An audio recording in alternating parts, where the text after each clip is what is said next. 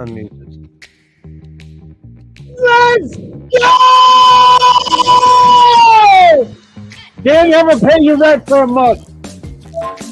After we put Xavi away in the Aussies, who's our next target? Crypto G? Out. Red Sanchez? Out. Also that, Mr. Bill, I reckon that we need about 5 computers for each office room.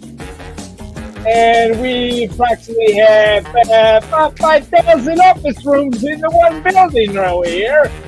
So, use your calculator, Mr. Admiral, my Danny boy. Instead of the people set their legs early, the people scam crypto busters. Make sure to remind the Men in Black about that finder's fee that leads to the arrest of major criminals or reward.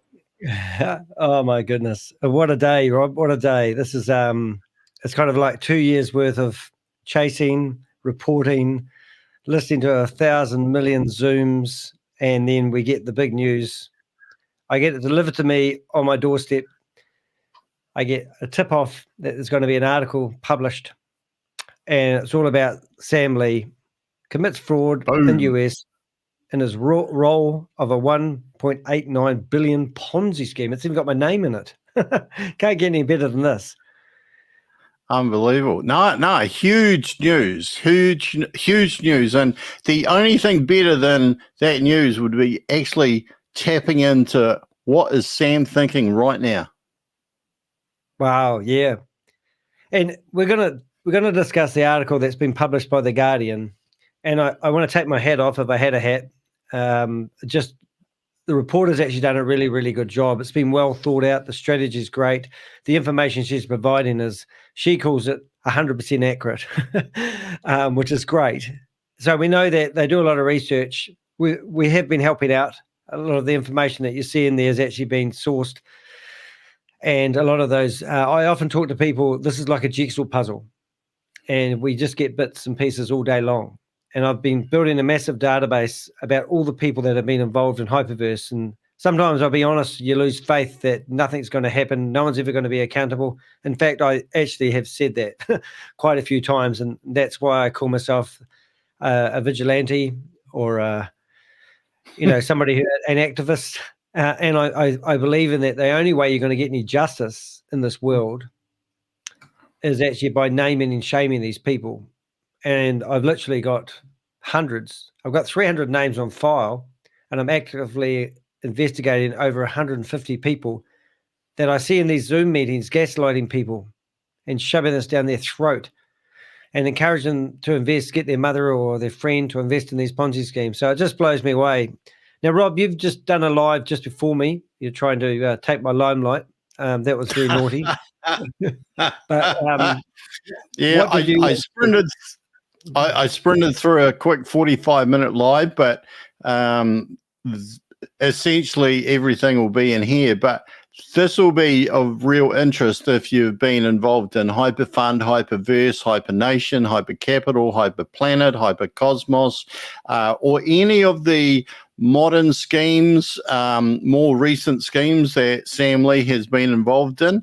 And of course, for all we know, he's still the person behind We Are All Satoshi, which is loud and clear at the moment. So, there's a lot, just this one person being charged. Of course, these are allegations and not proven yet, but just this one person charged has got quite far-reaching ramifications for a lot of people who must be starting to second guess not only what they're in, but also the people that maybe were in all of those other things, were complicit in all of these other things that are now being questioned, like really strongly.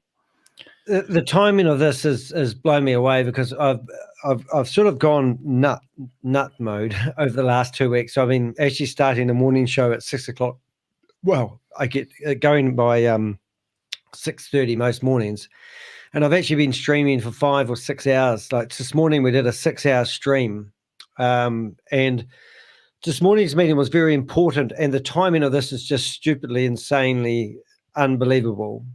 Because we've been, for the last few weeks, we've been trying to link Bitcoin Rodney, Sam Lee, and Ryan Jew into the modern version of these scams and link them all together. And this morning, there's another guy called Chavis who doesn't have his last name. In fact, he offered me $10,000 if I could find his last name. And today, I found the video with his last name on it. And it was 6 Really? months prior to we ever saw. Did you? Did you not watch my 6 hours live? Do you know I must listened have to briefly stepped out. my whole 6 hour live? I listened to it again today myself because I just couldn't believe the information that we were sharing. So I got 3 hours sleep last night. When I went to bed at 2:30, I couldn't sleep because I kept thinking about that day's recording. I woke up this morning and I thought, this can't get any better. So we first of all had Crypto G, who was a scientist. He told us today, did you hear that? That's what he said, he's a scientist. Apparently doesn't surprise me the way he talks and his mannerisms. Yeah, a lot of people that provide us information and we interact with, like right now in the chat room, we've got 10 people. We've got Richard. If you didn't catch Richard at the start, he was the one going, let's go! Let's go! Yeah. Now he's our truck driver, Richard, and he's a good thinker. And my mouse has gone onto my iPad below. Can you believe that? What's the chances of that? You're losing your mouse while you're doing a lot of broadcast. Here it is. I got it back. And then we've got Susie Stealth. We've got a lot of people that come in here and just say they've been scammed. They tell us who they get scammed by. The sponsor, it was a family member. They tell us by how much. I mean, just before I got a message from somebody on WhatsApp telling me they've lost $7,000 and it's everything they had. You know, and every day I get messages on my desk, basically. I haven't checked my emails for 3 or 4 days. And I'm shocking because I've got to. But I'm so entrenched with this all. But today we managed to do a 6 hour stream, easy peasy with the content that we've got. We found a video of Chavis talking about HyperTech Group. This article that we're about to look at. Just in case our viewers are new, Sam Lee has been charged for being the co-founder of the HyperTech or HyperFund, which is a $1.9 billion Ponzi fraud allegedly. It's important that you know it's HyperTech Group because I've been pouting out for a long time that I still believe there's a big umbrella company, company above this all, like a criminal network. And HyperTech Group was touted at the start, and then it's sort of not been mentioned. It moved from Australia over to Hong Kong. And then you get these people like Sam Lee, and you also get these people like Chavis who claim that they own the whole company, but they're actually just puppets. And if I was just to go, well, I will say what I think. I believe the criminal network is actually, using people against their will to promote and run these scams. And there has been links recently to Ryan Jew and it's a compound where they actually have got, they do human trafficking. Now, I know that's a wee bit hard to swallow if you haven't heard that before, but a lady reached out to me and she's reached out to other people I've been talking to who are in the network. And they tell me that they sent me about 300 videos of people being tortured in these compounds. And I was talking about it briefly this morning, but I was looking at one of these compounds and it's 10 stories high. And I'm thinking to myself, well, this must be where they house them. And then somebody jumped off the roof and literally bounced on the ground in front of me as I'm watching this video. And I realized that people are actually dying by suicide. Even these Ponzi schemes I've been following. When I was in the New York Times, I did a double-page spread about my quest to name and shame anyone running or promoting a Ponzi scheme. They said organizations reached out to me and they said one of these Ponzi schemes, they tracked 11 people that had died by suicide. So when I interview these people, I get quite aggressive. Over 2 people in my life died by suicide in my immediate family. And these people that have died, they don't have a voice. They don't, these people come and take their money. It's more than just taking people's money. It's actually causing people to go into depression. I get these terrible emails and they really hit home from people who are just gutted that they've fallen for this scam. They're embarrassed. They don't know who to talk to. And they're talking to me. And I literally get 500 messages a day now and I don't have the following to merit that. So what that tells me, Rob, is it's rampant, but because it's coming in via Zoom into people's homes, we can't. It's very hard to police, and you've got these professional gaslighting people who've got opportunities of a lifetime that sound too good to be true, and they're getting into people's living rooms via Zoom. So I've actually wanted to go after this morning. There was a question asked on a Zoom meeting, where the person asked, "Can we address the issues raised by a few YouTubers?" And one of the leaders said, "Why would you listen to anybody on YouTube?" Well, if you're going to get involved in any of these schemes, there's people on YouTube are probably one of the few sources of information that you're really going to find outside of the people promoting these opportunities. So you'll go into a meeting, and a lot of these people were afforded so much credibility and so much credence that nobody looks elsewhere. But if you go online, if you go to YouTube, Google whatever opportunity that you get asked to attend, Google it, go see what other people are thinking, go see what other people are saying. And for a leader to say, "Why would you go to YouTube?" Like, that's stupid. Why would you not go and seek all of the information that you can to do your due diligence before you risk your money and possibly, as we're hearing, possibly your mental health if you get a negative outcome? Yeah. Yeah. And it seems that a lot of people are getting more negative outcomes than positive outcomes on a lot of these schemes. Right. And like, people aren't going to get charged if nothing's happening. I was just going to say, I'll have to get the bell out. I thought I had to behave Richard when he's on it. Look, when you hear this bell, you let me speak, okay? What's he going to get now? What do you got? Oh, it's flat. Oh, my horn's not horny. No. But yeah, look, so some of the schemes we've covered, I've been doing this for 2 years. I've produced over 500 videos that I've uploaded to YouTube. And now these days I do live streaming, and we basically go through the morning news. So today, as I said, we've done a 6-hour stream this morning. We've got an opportunity for you guys to ask questions if you don't know anything about what you're looking at, where you want to know how these guys get traction. I mean, these guys could actually use their skills to do good things, but they choose to use these skills to bamboozle people with crypto jargon that no one really understands. I remember when they had HyperVerse out there, and they released HyperNation, and I remember going through one of the PowerPoint presentations, that whole slide just with words, and I was looking for the ands and the and the small words, and there was only about 4 on the whole page, and all the rest of it was high-tech jargon that made no sense to nobody. And at the time, the people that they were going after were over the age of 50, and I honestly don't think many of them actually understood it. And I do remember one guy said that when I got involved in HyperVerse, I didn't understand it. He actually said this on a Zoom meeting, and he said, but now 2 years later, I understand it very clearly. And it's like a lot of people have been educated, and then they realize that these guys are just bamboozling people and scamming them. But then you see a new wave of people coming in, and the process starts again, and it's absolutely shocking.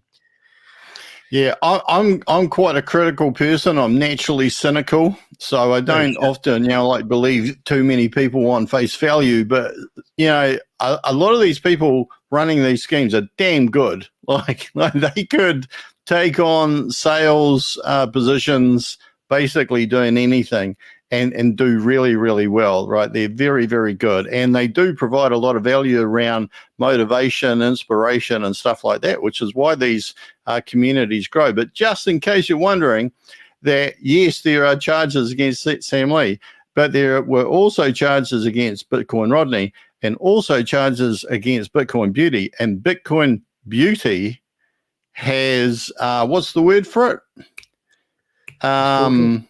Taken, funded, brought in. Yeah, like it's not alleged against Bitcoin. I can't even think of the word. Basically, she's pled guilty, hasn't she? Oh, she's pleaded guilty, but I'm pretty sure, I know she's been providing information to the men in black. So I presume that if you watch that latest documentary on Netflix, which I really recommend watching, is it Bitconned? Bitconned? It's brilliant. Bitconnor or what Something is that? Bitcon, I think it's Bitconned. Hey, we just got a somebody said I would like to know what happened to the WHO, $1 billion. What can you? I think there's a spelling. Is that the WHO exchange? Is that HU as in hyper units? Is that what you're talking about, Brian? Yeah, it might be. Oh, sorry, he's fixed himself here. The WHO.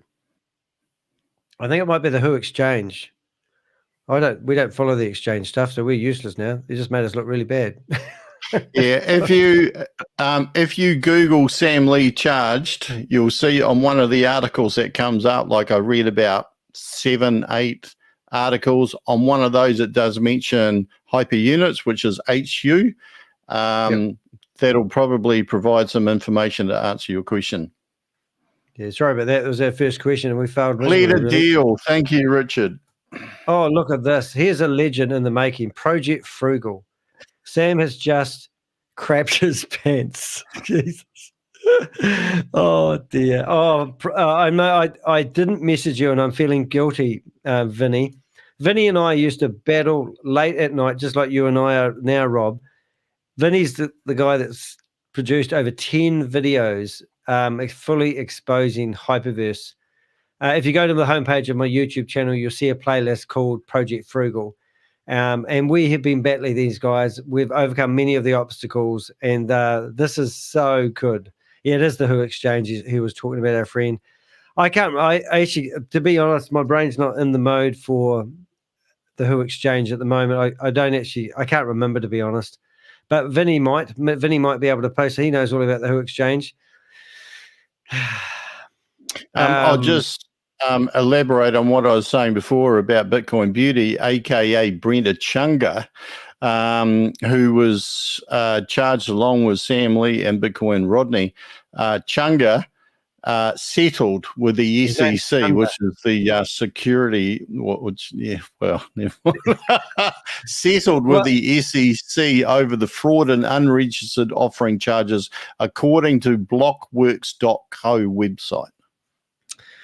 Yeah, interesting enough, when Bitcoin Rodney got arrested, I got all the court documents, and I've got all the other stuff too at the moment from this release here.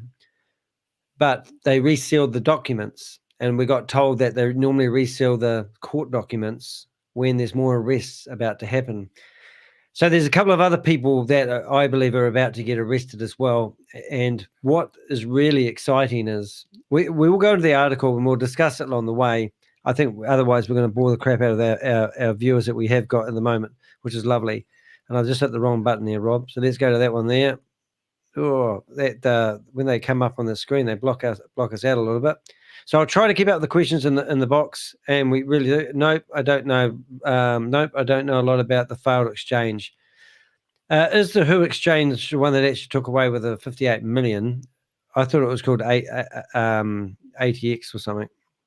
Something. No, I think the WHO exchange was part of HyperTech or HyperFund or something.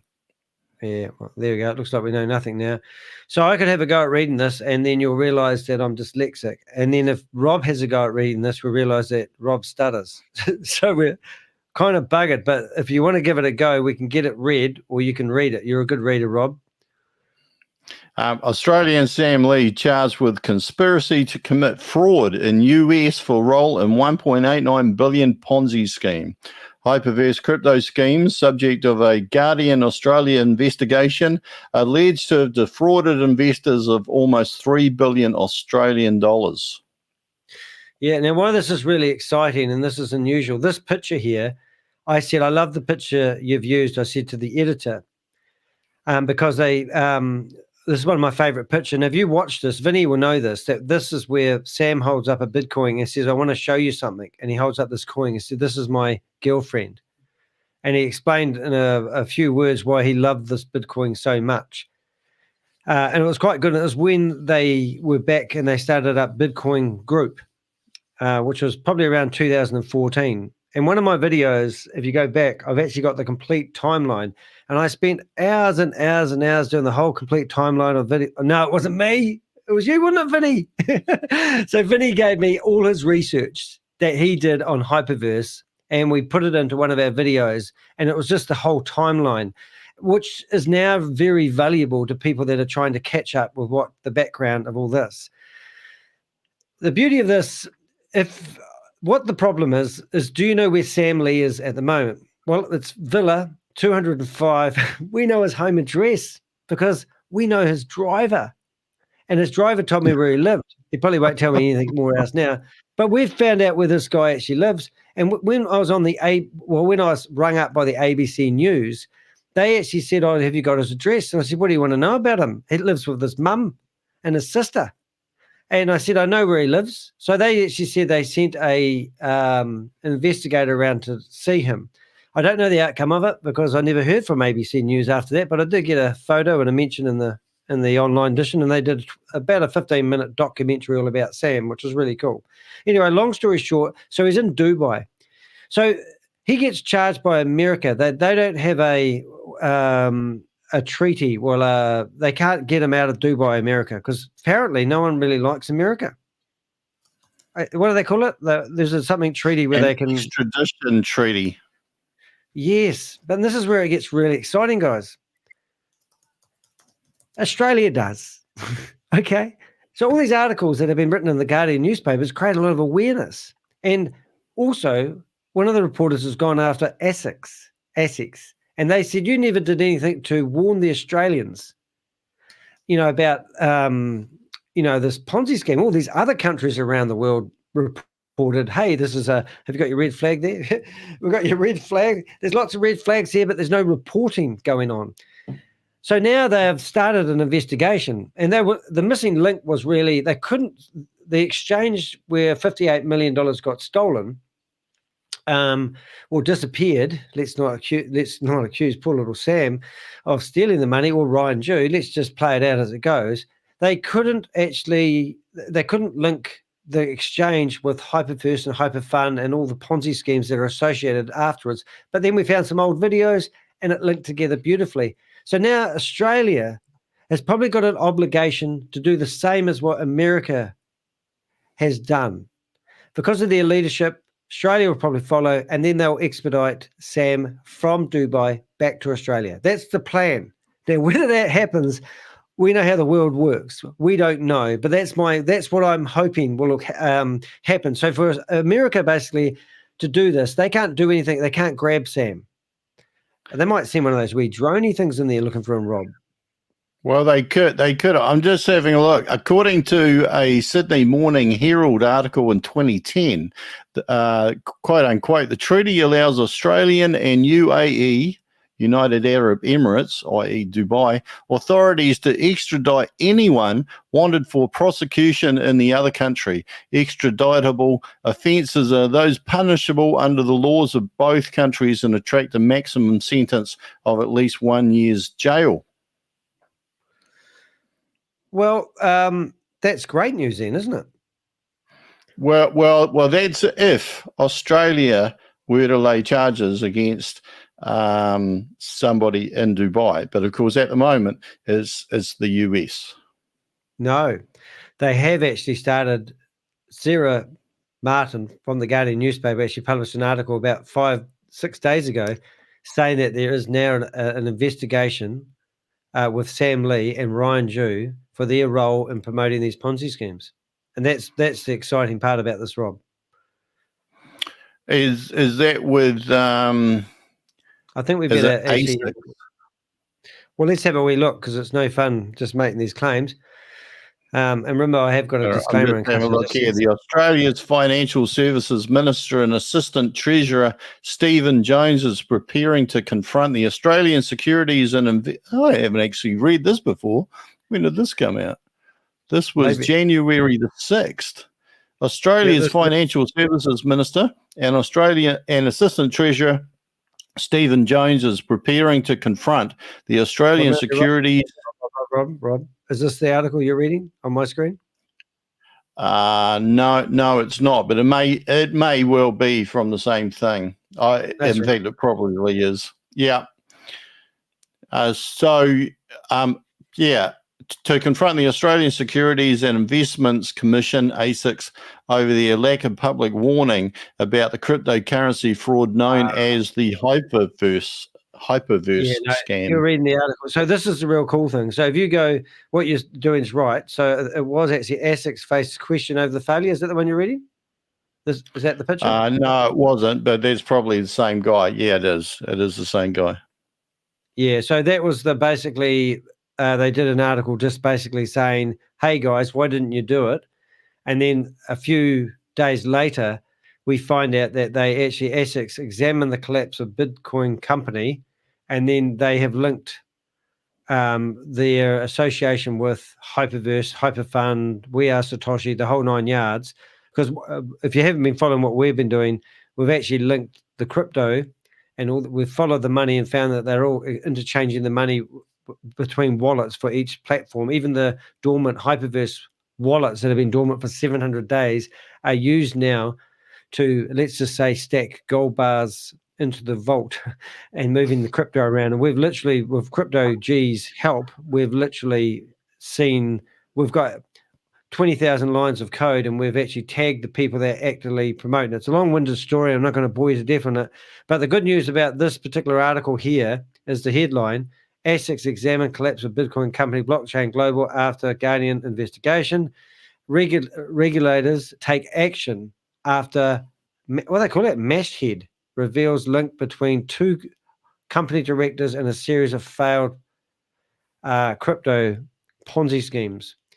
So that there is the amazing. That's just full on wow when you talk about what I've been doing for the last couple of years. We've got a few people in the chat room, including our darlings. We have to address these questions, Rob. So I'm just going to forget this article here for a second, and I'm going to ask you to help. We'll go through some of these questions because we've got a really hot. We might not be able to keep up with these questions tonight. This will be the first time ever. We've actually got an audience here, mate. What's happening? We'll go back to. We'll start with Project. No, he doesn't know about that. Happy Tuesday. Brilliant news. Tony, you've been in here a lot, Tony. It is brilliant news. Really appreciate that. Wishing you the mightiest welcome, YouTubers. That's Richard. Are you driving or what are you doing, Rich? We'll catch up with that in a minute. Hopefully, Brenda, was it Dino? Sonia? Yeah. Hopefully, Brenda, Dino, Sonia, and the rest get caught and jailed. Not too sure who he's referring to with the Dino and Sonia. That was the original promo video. Yes, that's right. And that was where it looked really lame, and they were all really young at the time. And it was when they were promoting Bitcoin Group, and they were all walking around the offices. The conversation's a wee bit behind now. But yeah, no, it's definitely. I just want to see if I can get that online. So yeah, so what else we've got there? We've got. Please tell everyone. You read these, Rob. I'll just make a hash of it, mate.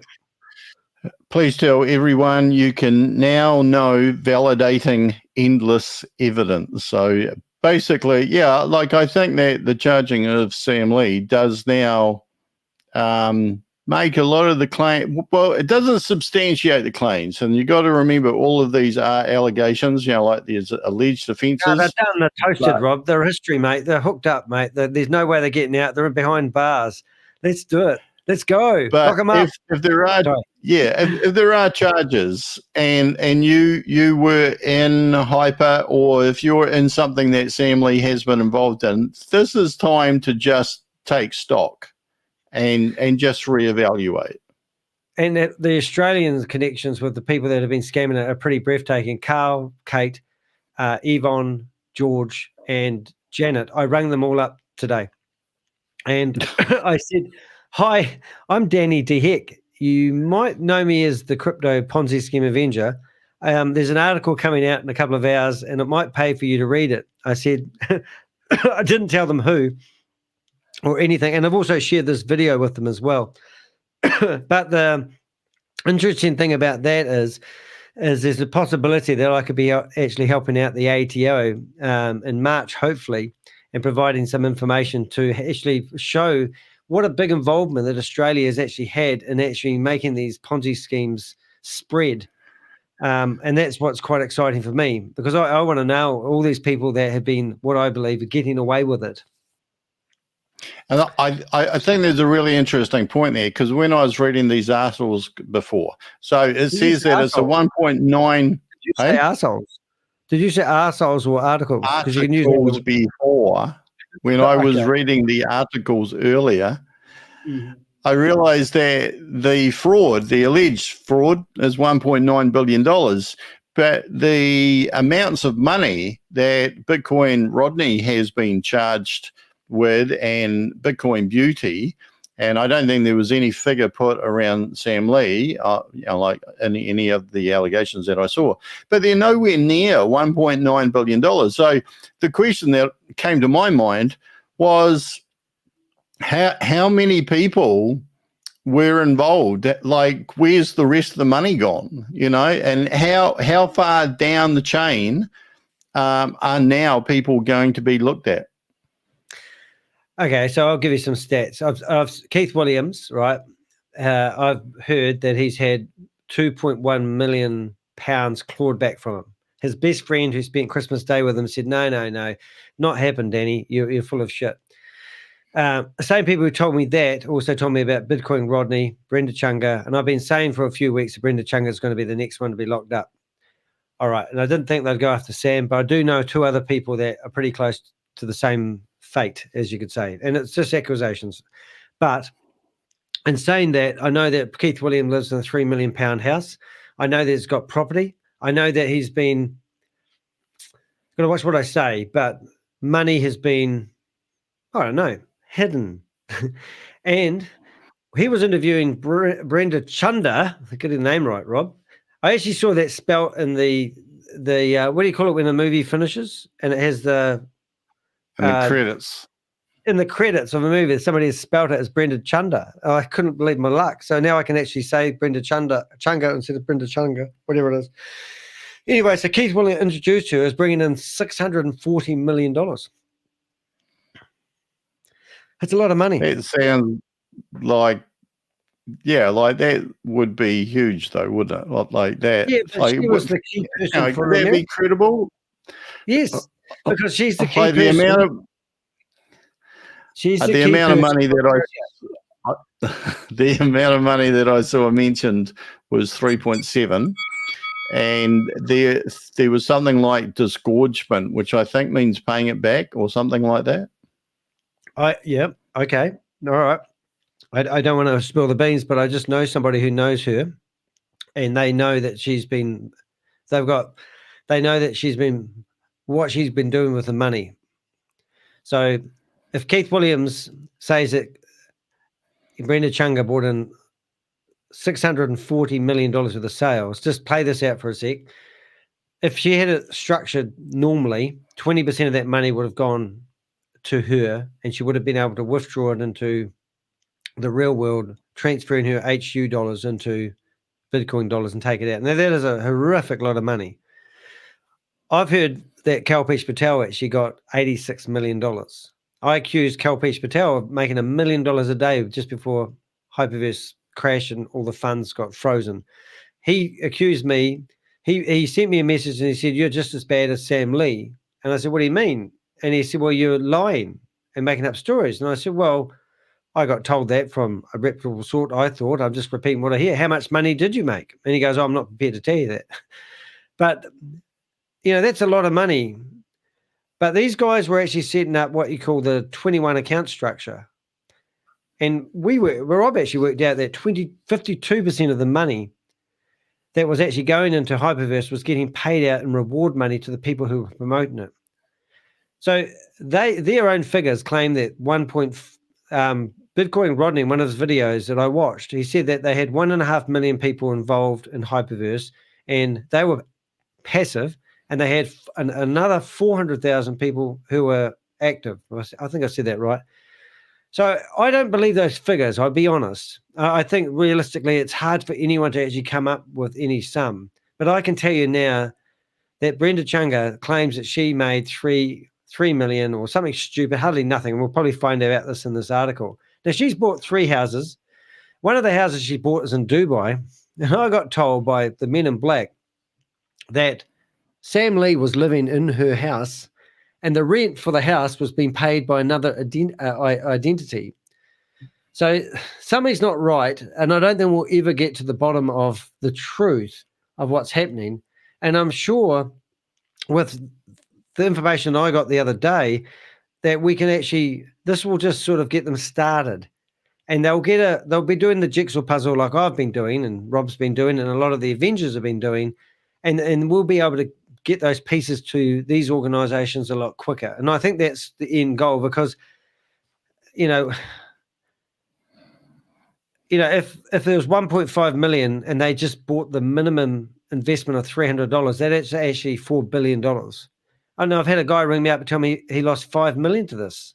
And most of the people I talk to have put in 10 or 20. So I don't know. It's a hard one. I just got to say one thing though, Rob.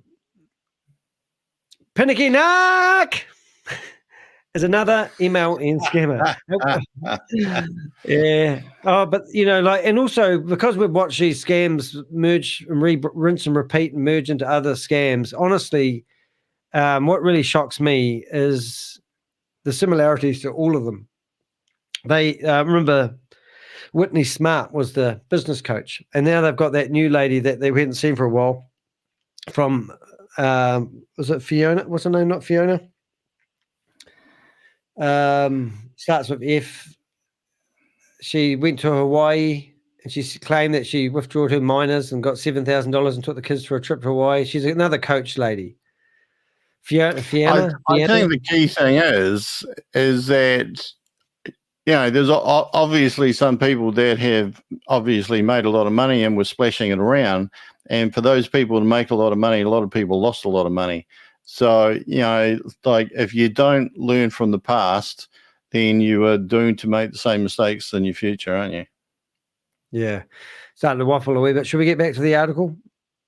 I can't keep up with the questions, but we have got a lot of our regulars in here and we've got a couple of new people. So welcome along.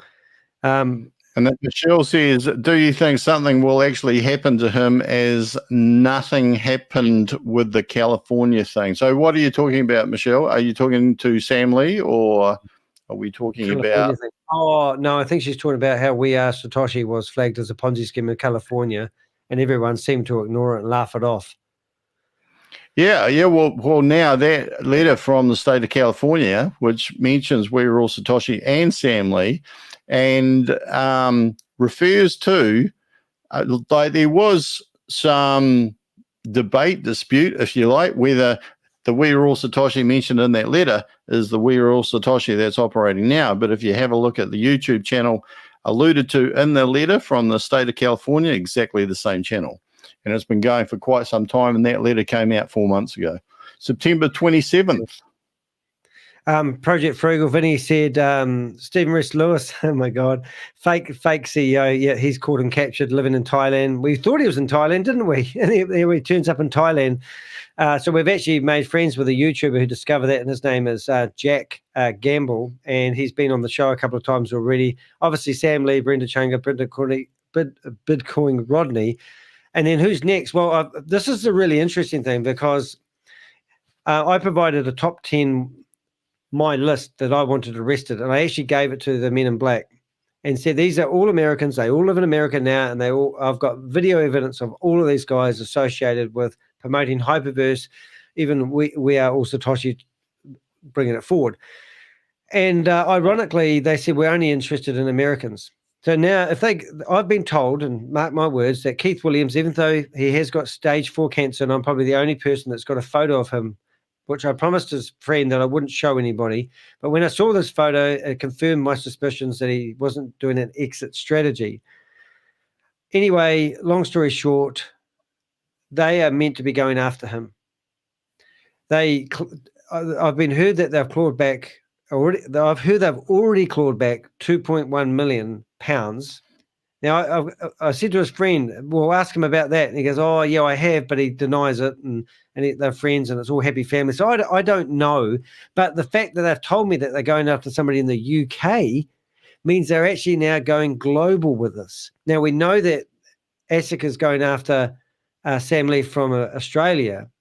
There will be other people around the world. Now, if I was one of the Australian, was it Anzac whaler, crypto whalers crew that have been sitting there on Zoom broadcasting them, I'd be deleting my YouTube channel straight away.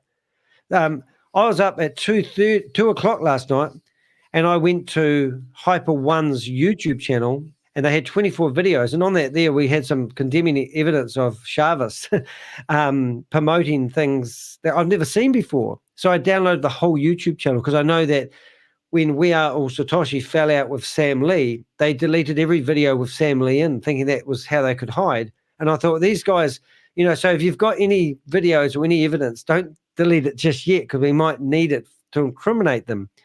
And that's the exciting part that I'm excited about. So anyway, so I've got the whole channel backed up, and we've got Chavis promoting Hyper One. Now, have you heard of that? Have you ever seen that channel, Vinny? I'd be interested. All right, mate. Should we carry on? Susie Stealth, you're absolutely awesome. She's a breath of fresh air. She does a lot of work behind the scenes, tracking wallet addresses, linking them all together, downloading them, putting them in the CS files, looking for abnormalities, and you're just a legend. What is the question though, Rob?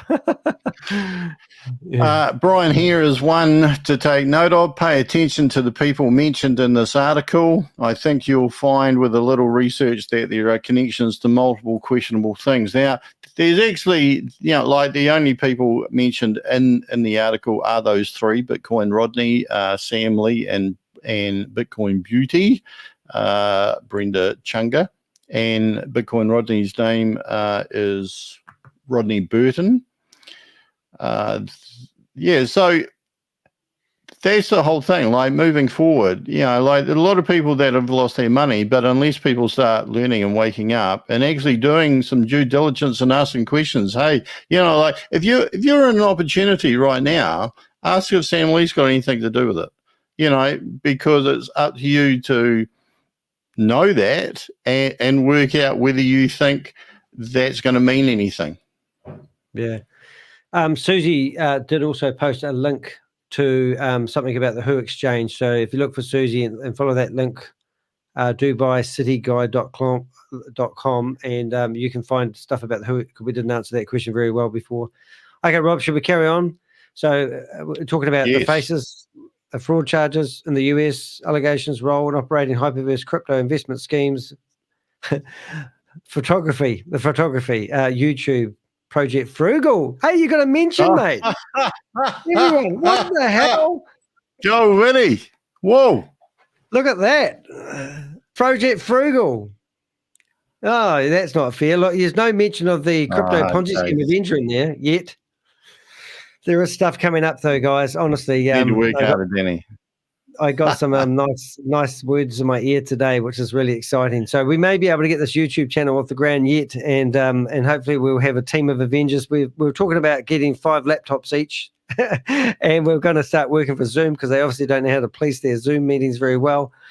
Literally this morning, though, it was so great because I got all excited yesterday morning because I thought that the error message that was coming up on my screen was telling me that they violated Zoom's terms and conditions and had their account removed, but it was actually my violation because I shared a document of Carl Miller's payslip. He earns $386.60 a fortnight because he's on the dole, and I'm blaming Bob because what Bob did, he showed me the payslip, and I've been sharing it around everywhere. So they complained to YouTube saying I'm sharing their personal details around. And they've been looking at my YouTube channel, and they see what I'm doing, exposing these people in these Zoom meetings, running these scams. And they decided a good solution was just to ban the Crypto Ponzi Scheme Avengers YouTube channel. So I lost it. I lost all four Zoom accounts. So in the meantime, because I have now, every action has a reaction, I've literally been emailing every meeting to Zoom. I gave them my database, basically, of about 50 Zoom links. And I said, all of these people are breaking Section 8 of Zoom, where they're promoting multi-level marketing. And now I'm actually each meeting. So this morning when we went to go into the meeting, I said to Rob, oh, man, they don't shut down these Zoom meetings. They're using the same Zoom, because you memorize the Zoom numbers, because I have to dial in via phone now. And I said to Rob, I said, they're using the same Zoom numbers. And then when we went to try it, we got the error message you want to look out for, and that's 100001, which basically means they've had the account whacked out. And then we know we're actually making a difference, and it's quite exciting because I've got to the top of Zoom.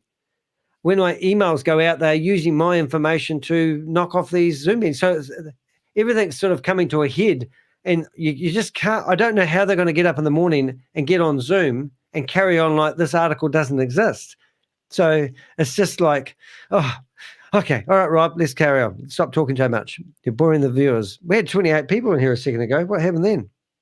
It's a record. And the Australian blockchain entrepreneur Sam Lee has been charged with conspiracy to commit fraud in the US for his alleged role in operating the HyperVerse crypto investment schemes, described in court documents as a pyramid and Ponzi scheme, quote unquote, alleged to have defrauded investors of 1.89 billion US or 2.86 billion Australian. The U.S. Attorney for the District of Maryland, Eric L. Barron, said the Department of Justice would hold perpetrators accountable for these and other fraud schemes, quote unquote, with Lee facing up to 5 years in jail if convicted. Apparently, Bitcoin Rodney faces the same jail term if convicted. The level of a lord's... Pardon? Is that it? 5 years? Yeah. That's well, I'm a little bit confused by that myself, because you think, like, that's a huge amount of money, and you think about Bernie Madoff and his Ponzi scheme, and he got, I don't know what Bernie Madoff got, but it was like 200 years or something, wasn't it? I mean, maybe we should add a few other things in there. You know, I mean, we could come up with a few. Like he's doing cocaine. He was doing cocaine, and he was talking funny at the pub and being drunk in Dubai. I think if you get drunk in Dubai, you get more. I mean, I really want to do a video one day. Yeah. Bernie Madoff, like I never took too much notice of this at the time. Who was the one who was running that Ponzi scheme that a lot of the high-profile people had invested in? He was he was actually ordered to forfeit 170 billion in assets. So this is small fry, and he was sentenced to 150 years in prison. Wow. So what's the difference? About what? 168.1 billion. Or 145 years. Not that anybody's counting. 5 years in prison, get to know what rope and the soap is all about, and then you come out and you can get your crypto. If crypto's still alive, you just go and transfer it all over. And if you could actually siphon the money off to one side and do your 5 years and come out maybe 3 years with good behavior. It says the criminal complaint lodged in the District Court of Maryland charges Lee with conspiracy to commit securities and wire fraud. Isn't that a lovely one? You hear that in all the movies. While a separate civil complaint brought by the U.S. Securities Exchange Commission charges Lee with fraud and with the unregistered sale of securities in breach of the U.S. Securities Act. You know, interesting enough, people who haven't been following us and you've just tuned in the first time, we're actually a lady who's running the Zoom meeting. What's her name, Rob? Grace. Yeah. Grace is a judge. She had 1,700 cases stripped from her, publicly reprimanded, and for some reason you can't get rid of judges. She wasn't actually charged, but when it came to re-electing this judge, 11% of people out of her whatever zone voted for her, which was actually over 200,000 votes, which is quite a lot, but she didn't get re-elected as a judge, and she is now running the Zoom meetings for We Are All Satoshi, which is derived from all this. Ironically, I'm wondering if she's going to be reading this going, ooh, ooh, Sam's in a bit of a trouble there. Wonder if I should go to work on Monday and carry on running the Zoom meetings. Or maybe she's undercover. Yeah, I think if I had any involvement in anything that Sam was in, I'd be running at the moment personally. But this is not financial advice, and I'm not a financial advisor, so don't listen to me. So what are we up to? The charges against Lee, once dubbed the Crown Prince of Bitcoin in Australia, come alongside the charge and arrest of another US promoter of the HyperVerse and HyperFund crypto schemes. So this is, this is interesting because in this article it says US promoter, and in another one that I read, I thought it said that it thought that Chunga and Burton were actually not promoters, but like helping co-found or something, but yeah, allegedly, who has pleaded guilty to conspiracy to commit securities and wire fraud for her role. The criminal complaint alleges that Lee and his co-conspirators operated the hyper schemes to unjustly enrich themselves by inducing investors into the scheme. Quote, it was further part of the conspiracy that Lee and his co-conspirators knowingly devised and intended to devise a scheme and artifice to defraud and to obtain money and property by means of false and fraudulent pretenses, representations, and promises, the complaint alleges. Where are you up to? Oh, there. There. Oh, that all. I was trying to follow I don't read very well. You're doing good at reading today, Rob. Good to hear. Yeah. Okay. It orders that. Hold on. So did they say he had property in here? Money and property. Defrauded to obtain money and property. So he's got. I didn't actually notice that. Artifice to defraud and to obtain money and property. Now we're not too sure what they mean by property. I wouldn't think. I don't know. Okay, so this is all money laundering stuff, in my opinion, and I'll tell you some stuff that I hear in the grapevines.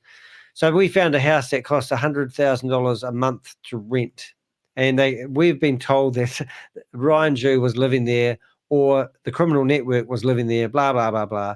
And then I suddenly thought, well, that would be a great way to money launder, wouldn't it? Have properties, rent them out for exorbitant prices, and then money laundering through these businesses that are set up. So to me, I look at this thing, having property as an interesting thing. And Sam's he was in Dubai. Actually, wonder if they got his own video on against him. He was walking through the Silicon Valley part of Dubai. He was claiming that he had 5,000 staff. He was claiming he was a billionaire. And I challenged him to prove that he had 5,000 staff because it didn't add up. So he did a walk by one morning, and I called it Breakfast with Sam, and you can find it in my playlist. Sam's walking around, and he points out all the buildings he owns. Garrett Blakesley, who talked to me for a couple of hours on the phone, who was thrown under the bus as the guy that ripped off VidiLook, and it was untrue going by what Garrett was saying, said that the buildings that he was pointing at, because he named the Z5, R4, and all this sort of stuff, are owned by some other guy that was actually in prison. So even the buildings that Sam was saying he owned, he didn't. And then I said, well, why didn't you just go into these buildings and walk around? So as he walked through these and pointed out the 8 buildings he owned, and he had 5,000 staff and all this, he walks into the building he actually works on, where we believe all the scams are running up. And he had a bag with him, and his coffee was leaking all over the floor. And the cleaner comes up and has a go at him because he's spilling coffee on the floor of his own building. And I'm thinking, how are you going to get it? Was so funny because it was just watching this cleaner having a go at the owner of the building. You know what I'm saying? Obviously, the cleaner didn't know who he was. But later on, I chatted to Sam for 3.5 hours on a chat room thingy, and he explained to me he wasn't a billionaire. But for 3 months prior, he was telling everyone he was a billionaire. And he was telling everyone that was in Dubai, which we've got all the photos with, that they'll all be billionaires if they just did what he did. And the most outrageous one was when Gobi was on a bus and they were going to the Museum of the Future. And Gobi was saying yesterday, Sam took him to a hotel that he owned, and is it president of the UAE had actually let Sam have 500 prisoners in his care And if any of them escaped, Sam would be in trouble. And he gave them a job. He gave them accommodation and obviously paid them. And then they were using that money to pay back their debt. And then they were allowed to go free. And I thought, this is crazy. So I did a research, and they literally do let prisoners out. And they do give them a certain chance again, I think around Ramadan, and there's another holy day as well. So it wasn't, the story was there, but I didn't see any proof. Sam never talked about it. It was Gobi. But I talked to Gobi on the phone for an hour and a half. And I said, what was that claim that you said? And he said, oh, no, we went to the hotel, and that's the story that Sam told me. And you just hear story after story. I mean, I often say to people, we can't make this shit up. Sorry, Rob, getting carried away here.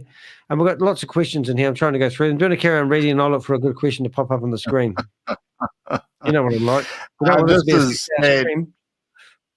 This is that beautiful word. It says, it orders that if found guilty, Lee is to, quote, disgorge all ill-gotten gains, end quote, received directly or indirectly as a result of the schemes.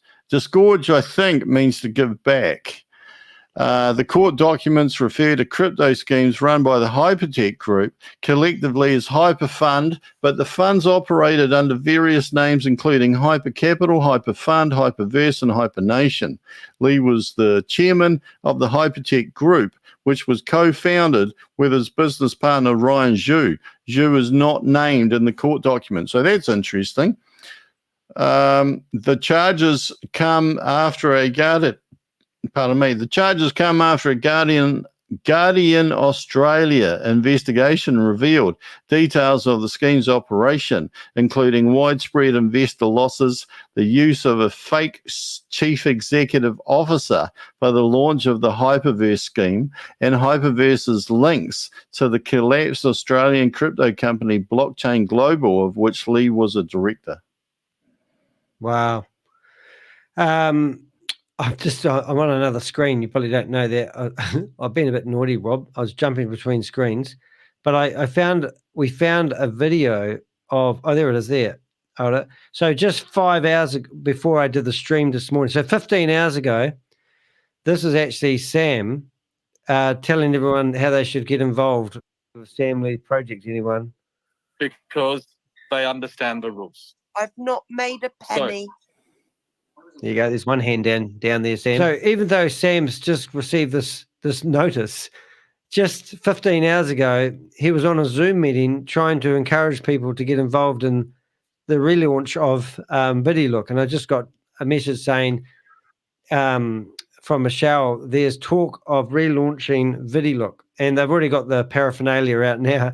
So it's just amazing. So this guy is now, literally still rampant. It's going to be a hard job for him to deny what he's doing. Would he have received the charges by then, though? Well, I did send them to him. I did text him this morning.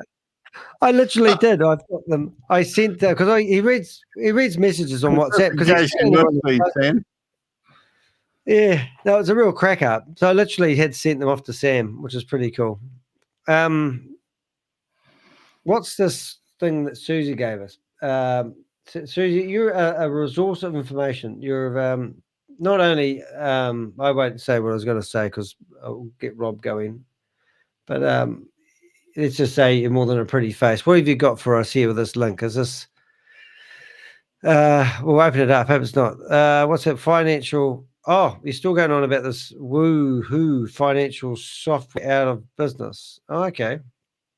So that's the Who exchange, I presume. Something interesting there. All right. I see you having chats with people in the group, keeping them in order. Well done, you. Where did you go? There you go, Rob. I'm just not too sure where we're up to here. I do, because you said something and I thought, oh, yeah, no, you up to that one there. So you start from about here and read and do what you get paid for. Come on. Okay. No, we were past that. Lead. I think it comes from the SEC complaint, which is lodged against both Lee and Tunga. No, you haven't read out HyperFund. No, we read all that. Oh, but what about HyperNation? No, sorry. What about HyperCosmos? Hey? Yeah, HyperCosmos isn't in there. HyperPlanet's not in there. Yeah. Yeah, we're up to the SEC complaint. Yeah, and all right. So that's why I was wondering why he was reading for so long. There we go. Way you go, Rob. Hit it. The SEC complaint, which is lodged against both Lee and Chunga, alleges that its case, quote, involves a global crypto asset-related multi-level marketing pyramid and Ponzi scheme that raised over $1.7 billion. It's quite interesting on these articles. It seems to float between 1.7 and 1.9, depending on which article you read. Raised over 1.7 billion from victims worldwide, including millions from US investors, end quote. The criminal complaint estimates that the losses were higher, alleging that HyperFund was a global securities fraud and wire fraud scheme that obtained approximately 1.8 billion from victim investors worldwide. So I wonder, like, just thinking out loud here, I wonder what they got hold of to come up with that figure. There's a company that did, I can't remember it now, but there are other articles where they talk about the source of that 1.9 billion, and there was a way of mathematically working it. I just think it's more than that myself, because of I've been watching this for too long, I think. And you've been counting, haven't you? Oh, I have, actually. I've just got a head for numbers. It's a lot, okay? It's just a lot of money. Yeah, but I think 5 years. Billion? Well, I was speaking to 1.9 billion in one. I did a video about Sam Lee. When I found out that Sam was married, to my surprise, I did a video showing his wedding photos. It worked out that Sam isn't actually married, but he had a wedding. So it's not illegal. But he's got 4 mistresses. And when I did that, one of his, I don't like calling her mistress because we're friends and we chat quite a lot. And she was in a country which I won't mention, and he was going to fly her over. And that was just only 2 months ago. At that time, she didn't realize he was married, didn't realize he had 4 mistresses. Sam's got like 3 children to 3 different women, all under the age of 3. He's a rampant little, I won't say that out loud. Anyway, long story short, he actually paid for her to renovate her house. What else did he do? All sorts of things. And she's heartbroken because she thought Sam was all hers. And then all of a sudden, this guy that she didn't know exposed it. But he had confided with her quite a lot. And she had I've got Sam's phone contacts. I've got all the photos of Sam doing all these speeches when he was addressing the world about how clever crypto was. And the other thing that was really interesting she gave me was, after all that, I forgot what I was going to say, but something really big. Oh, not that, but I can't remember what it was, Rob. But no, I've totally gone. It's got in my head and that brain. It's been a long day. It's been a long 2 years, mate. The SEC's Division of Enforcement Director, Gerber S. Grewal, however you pronounce that, sorry, alleges that Lee and Chunga attracted investors with the allure of profits from crypto asset mining. Oh. Yeah, and that was sorry about that. I didn't mean to cut you off. I just thought I'd have a wee play. I just want to have a wee see what the computer reads it like, just out of curiosity. Gerber S. Grewal. Gerber S. Grewal. Yeah, because that was the talk about the HyperVerse, and Keith Williams used to pout every Saturday morning that we're all going to get on a vessel and fly off to the HyperVerse. But to do so, you needed to purchase a yellow NFT for $120, or if you're already a member, you could get one for $100. And if you really like to fly first class, you could buy a purple NFT for $10,000. And then if you're really classy, you could buy a node for $100,000. And then you'd get on the vessel. You're not confusing that with HyperNation? Well, it might be. But don't let the truth get in the way of a good story. But they're talking about these crypto. They're talking about crypto mining. Yeah, they're talking about crypto mining. This is one thing that I realized early on is that I didn't know that. So they're actually saying that. I think what were they? But the only all right. So this is HyperFund, but I thought somewhere I'd read that crypto mining was actually the thing behind HyperVerse as well. Well, Ryan Jew used to be the crypto miner. So you remember Ryan Jew used to be the crypto miner, so that would have been the tie-in in there. And if you look at the white paper, they had a whole list of things that they did. And I actually, ironically, Rob, I've got to show you this. This is something that people won't see every day. Now, Crypto G, I had actually seen this document. I'm bringing it up on the screen before, but this actually, you can sort of see the HyperTech Group organizational chart. And Colin Star Capital on the left, which you can hardly see, is actually Ryan Jew's baby. And he owned 40% of Blockchain Global. Now, Blockchain Global is the company that Sam owned. Now, I heard through the grapevine, well, I didn't hear from the grapevine, I heard from the Men in Black. No, I didn't hear from the Men in Black. I'm just going to tell you what I heard, but not from who. Colin Star Capital was trying to buy Blockchain Global. They did a deal where they reckon, about 400 Bitcoin, $1.7 million, and Ryan was going to buy the Blockchain Global from Sam. Somehow he got control of it. And that's when he stole the money from the exchange. And I actually think Sam actually got shafted. Ryan Jew, who owns Blockchain, Colin Star Capital. Yeah, all allegedly stuff. We've got a disclaimer, Rob, now. We can say what the hell we want. This is entertainment, guys. Have you had your disclaimer at the front of this? Yeah, that was the music we played at the start. We let it flash up for a millisecond. Like that. Oh, good. Yeah, so we have got a disclaimer, and seriously, guys, this is like a massive jigsaw puzzle. We're not saying we know this company, but when we find charts like this produced by the company, and listen to here, look, HyperTech Group, you got Hcash Foundation. So we've got videos of all these things, and then we've got the application layer. And this is where the mining comes into it. You got the media, education, gaming, mining, and HyperFund. So this is quite amazing. And then we've got digital wallets, online merchants, because they did have what they call Mars Mall or Hyper Mall. It's another one you haven't heard of. And then over here, they talk about have you ever done the business canvas model? This is reminding me of this, to be honest. But the big part of blank canvas. That's correct. That's the one. But the big part of this was the hyper community, which has followed. The community is everything to keep this going. And I believe that they used a hyper community to try to, sell products and services to what they claim as products or services, not real ones. And they're using this to do their project, and they're using it to collect funds and, create hype. But then down the bottom, they talk about the exchanges, MOF, HDAO, whatever that one was.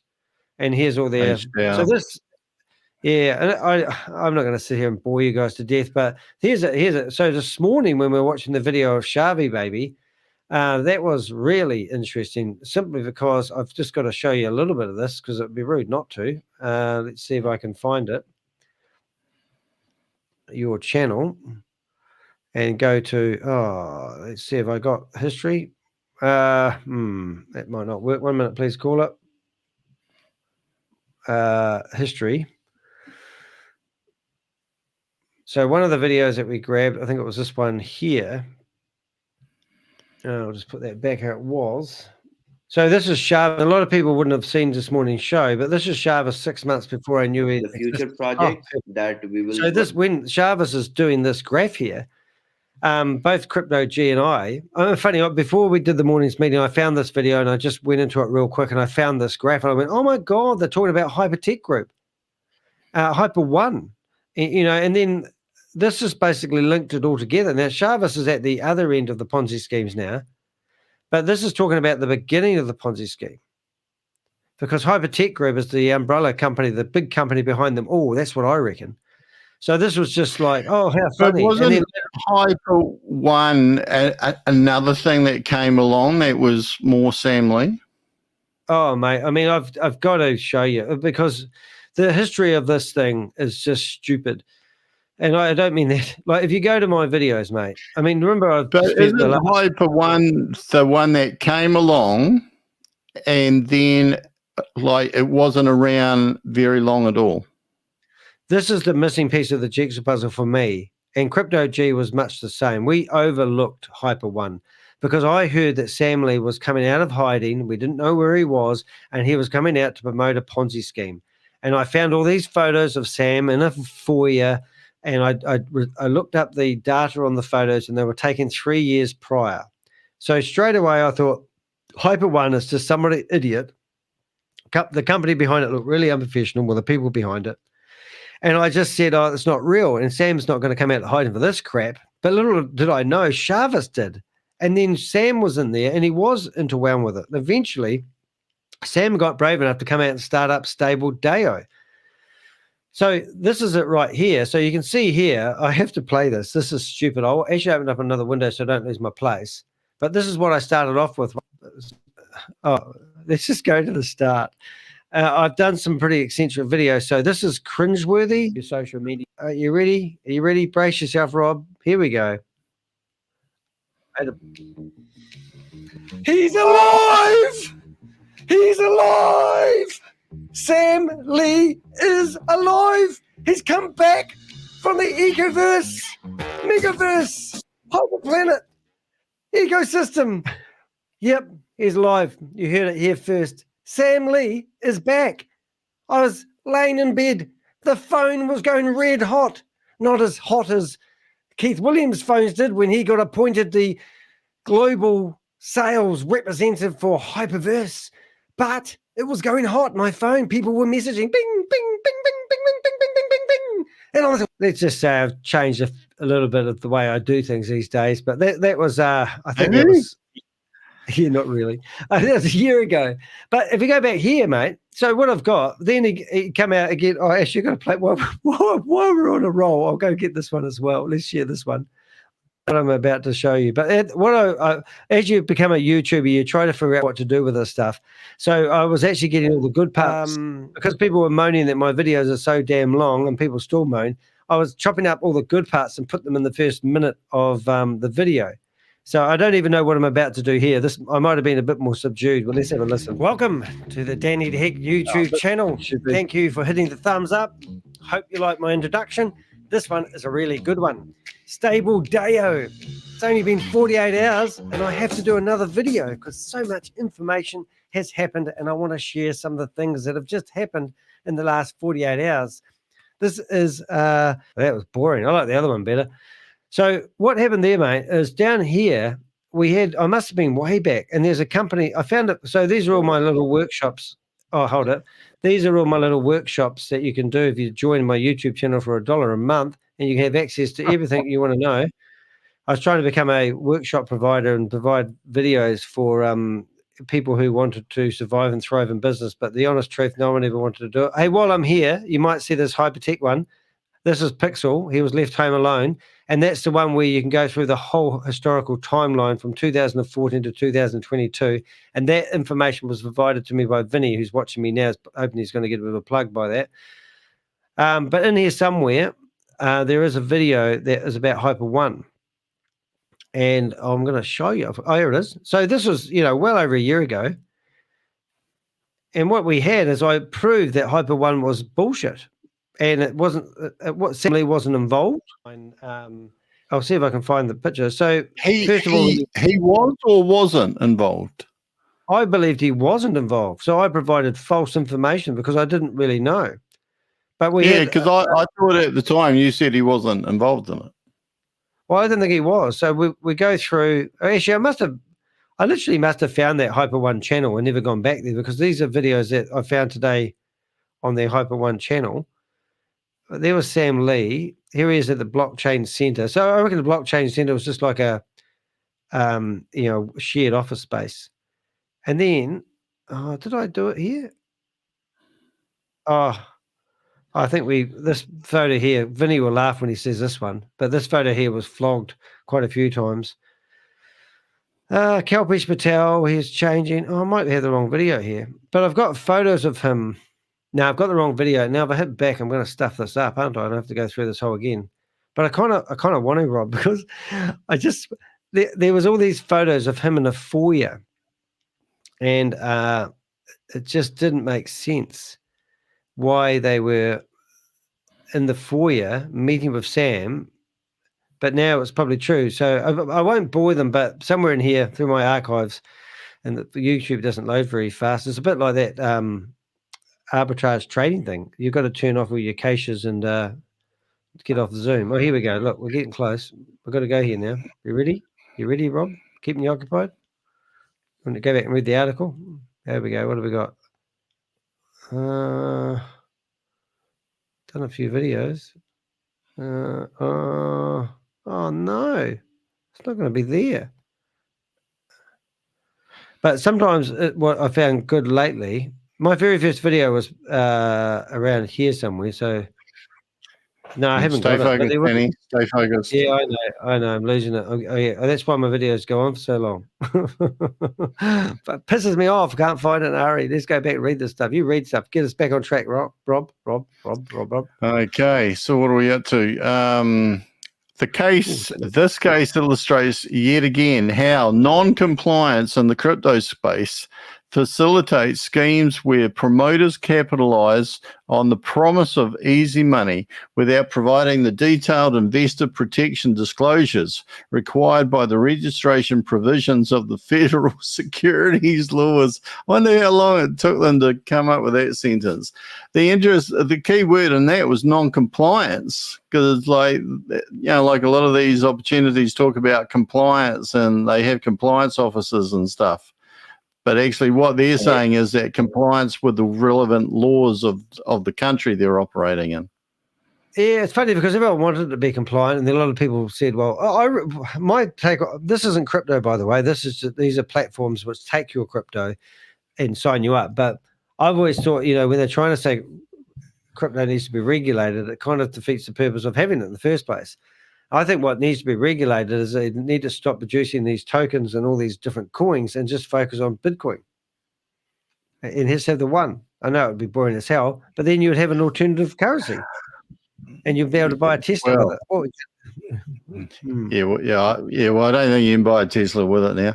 The SEC complaint outlines Lee's alleged role in operating the HyperFund schemes, claiming that he was centrally involved with HyperFund throughout its life cycle.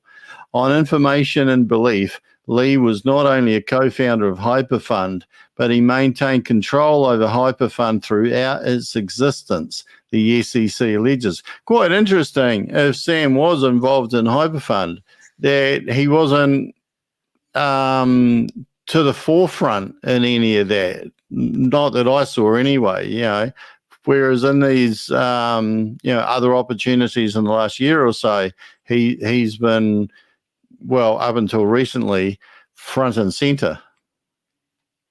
Yeah, it's been what's been interesting for me. I'm sometimes I'm a bit drunk when I talk. I'm not drunk now, but I get drunk talking about him because I think everyone knows everything about him. But if you're just tuned in for the first time, you're going to be a little bit saddened by it. But he's now in Zoom meetings where there's only 25 people in these Zoom meetings. He went from like VidiLook, they actually had 3,000 changing the battery, 3,000 people in a Zoom meeting he had with VidiLook. And now I see him in Zoom meetings with only 25. And you think it must be quite, you kind of wonder why he does it, because especially when he's claiming he's a billionaire. I'm going, well, why are you bothering doing this, Sam? You're a billionaire. Why are you in here trying to scam people for a few bucks? Back. Yeah, like it must be hard to go from the huge numbers down to small numbers. It alleges that from approximately June 2020 to approximately November 2022, Lee and Chunga sold memberships in HyperFund and made materially false and misleading statements about the investments, and knowingly or recklessly engaged in a scheme to defraud investors. Bilking, I like that word, like milking, but different, the investors out of over $1.7 billion by enticing them with the false promise of guaranteed high returns from investments in securities. For me, the key thing in that paragraph is made materially false and misleading statements about the investments and knowingly or recklessly engaged in a scheme.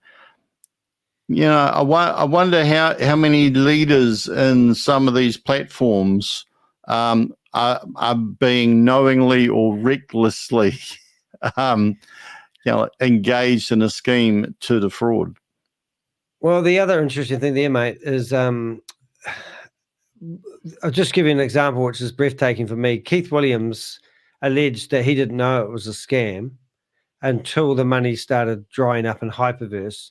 And when he became the global sales representative for HyperNation, he believed, so going by his best friend, or one of his best friends, that he could trade his way out of it by reigniting what they did for HyperFund and HyperVerse by using HyperNation. But then HyperNation come out with, we had a comment in here before about Mr. H, and all that stupid stuff and all this sort of kind of like, I don't know how to explain it really. How do you explain Mr. H? I mean, he was a man wearing a mask and a green cape and everyone was listening to him. And it was How like do you explain Mr. Satoshi? Oh, that just don't get me started. Well, one thing we are talking about here, though, let's just think about these guys pouted every day, 10 times a day at least, on Zooms about Stephen Reese Lewis. Now, Stephen Reese Lewis was meant to be involved in fintech company. He sold a software development company to Adobe, and a whole lot of other things he did. Now, the real Stephen Reese Lewis, which is called Stephen Harrison, I think, Steve Harrison, otherwise known as Steve-O, because Jack Gamble, a YouTuber, paid for the software to do reverse image lookup, found him in Thailand just a couple of weeks ago.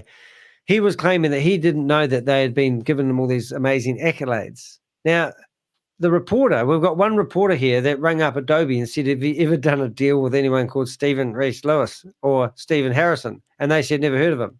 And then you think you would do a bit of due diligence and look up a bit of the claims from the guy that was meant to be the CEO of this company. And also the CEO before Stephen Reese Lewis was actually Jaden Wee.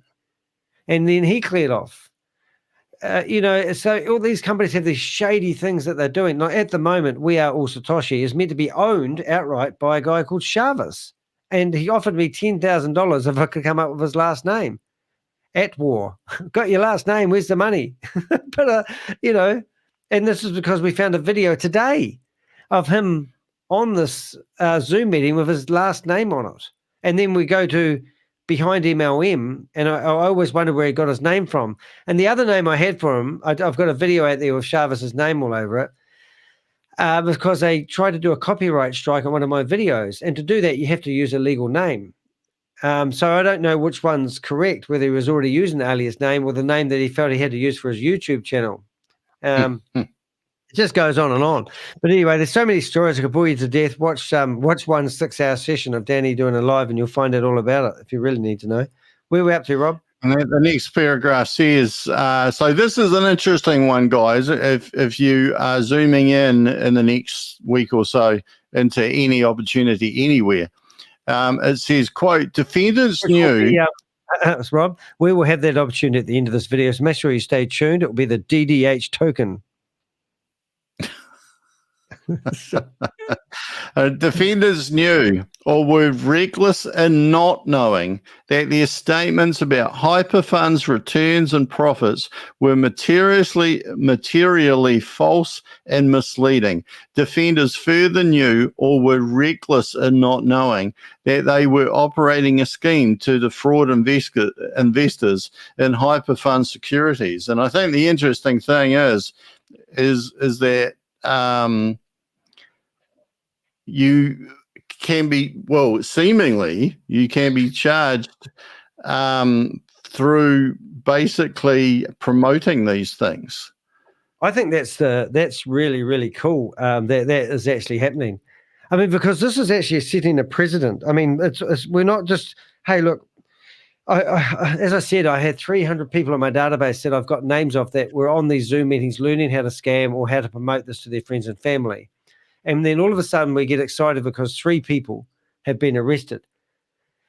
But you think about how you'd feel if you were Carl Miller, Yvonne Henry, Kate Longley, George, and Janet, who have been promoting this. There's another lady I remember, Amanda Lee, and I watched her in Zoom meeting after Zoom meeting promoting this, and she's fallen off the planet now.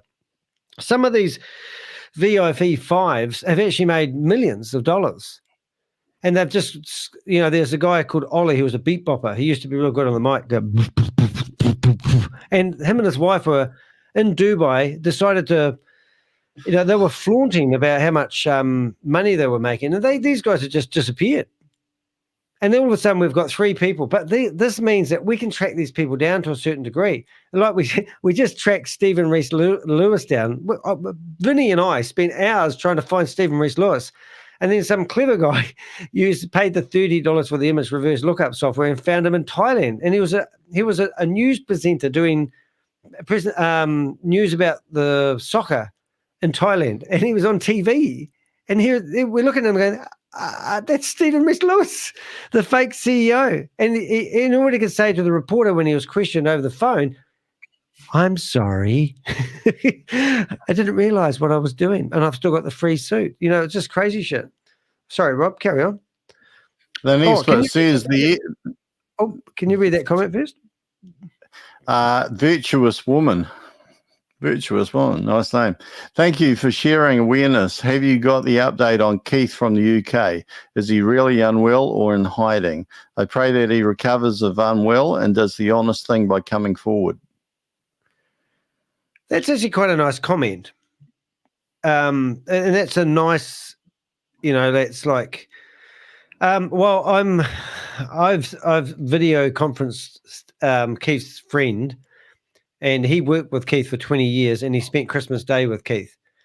And the last message I sent to that guy, I said, either Keith is lying to you or you're trying to cover up stuff to me. That guy shared his computer screen with me and went through his photo gallery of the 60th birthday bash that Keith Williams had. Now, I was about to do a video exploiting where Keith Williams lives. If you want it, let me know. It's for sale. And then his friend rang up and said, hey, Keith, because I didn't believe he really had cancer.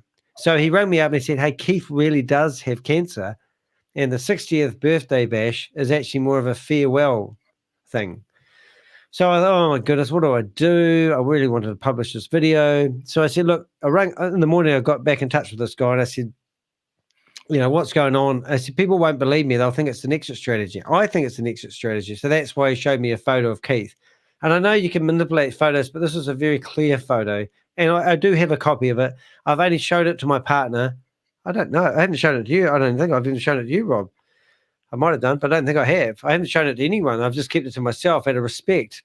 But it's hard when you see him living in a £3 million house, and also he's meant to have a couple of $1 million in the bank, and he's also meant to have a few investment properties. You think, well, should he keep it? And his friend goes, oh, how is he going to give it back? There's more than a few $1 million, And I go, well, why doesn't he fess up? All these questions go through your head. And I thought, hey, I said to his friend, it's not my job to know what Keith should do, but I think it would be nice if Keith wanted to. He's abused the shit out of me a few times, but why doesn't he fess up? Why doesn't he let people know who was connected with it? Because not everyone didn't think it was a scam, just given the benefit of the doubt. But why don't we, get this jigsaw puzzle really lit up and get a real clear picture? Let's find out all the people that have seeped away with the money and do something about it.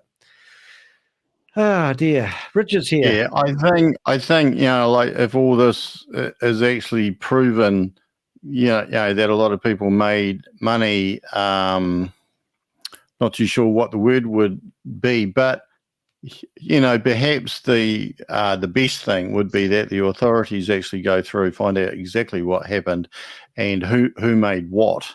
And maybe return some money from there. That way, all these bots that float around on YouTube and Facebook and stuff who are saying that you can get your money back out of Hyper various ways, like perhaps all those would be made redundant.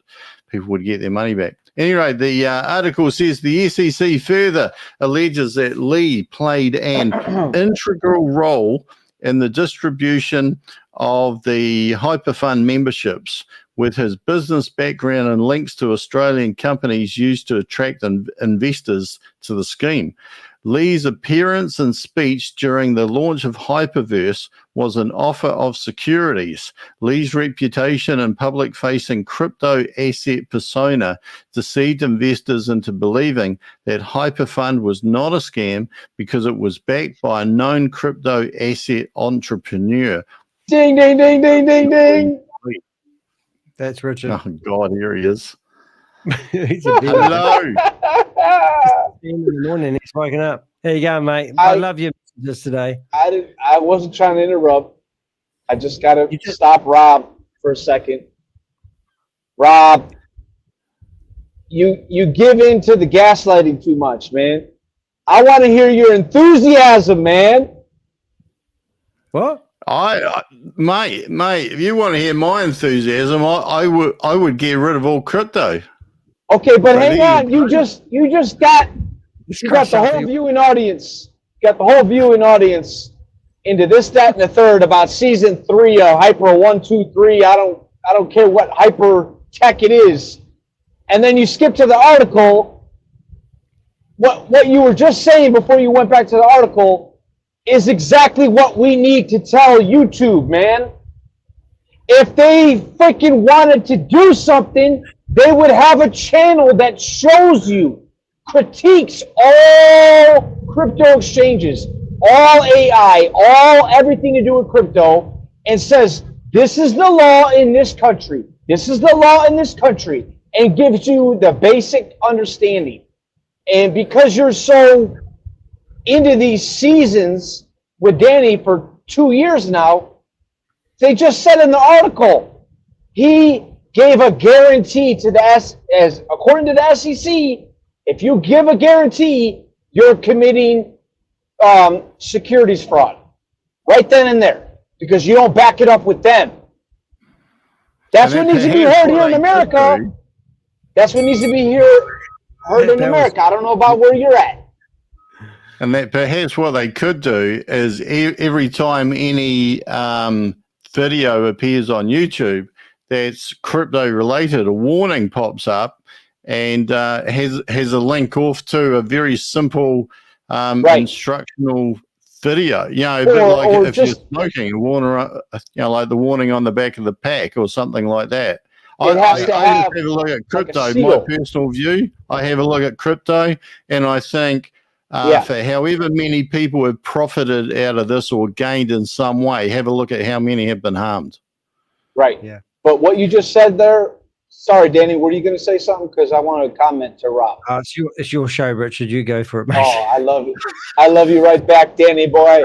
So what you just said there, Rob, is perfect. It's exactly what needs to happen. They need to have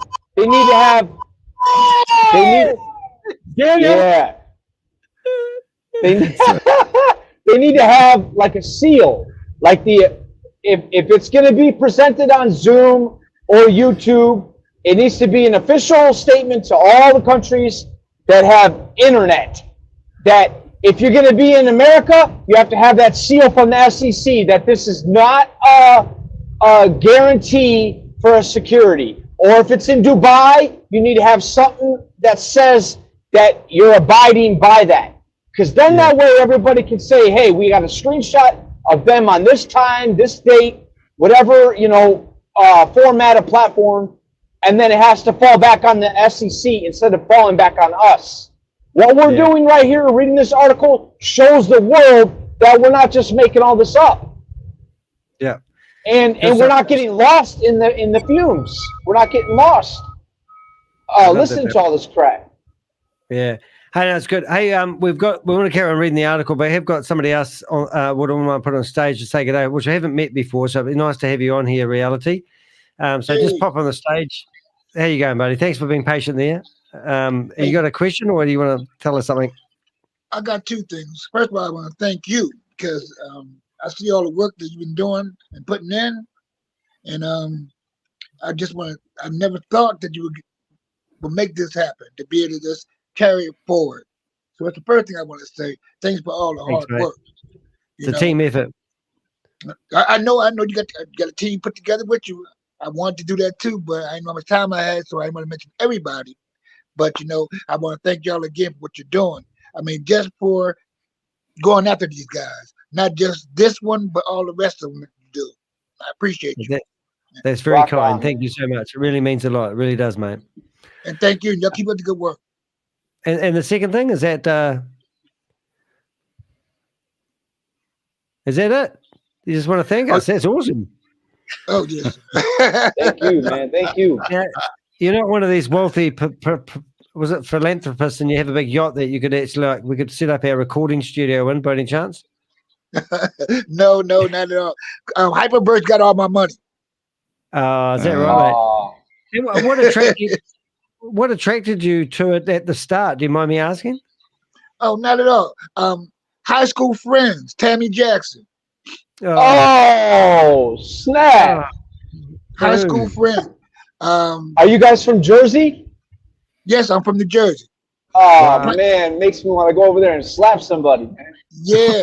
And to make it so bad, she probably got the whole class signed up.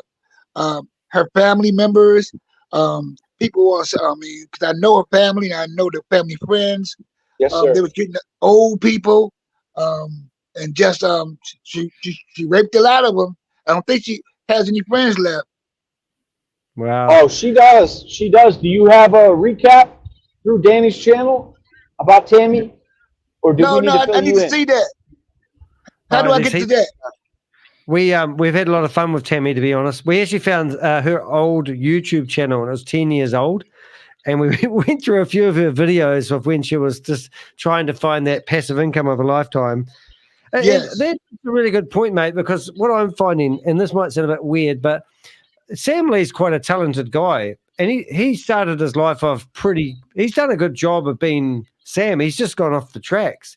And I see a lot of people like Tammy who started off probably pretty decent people.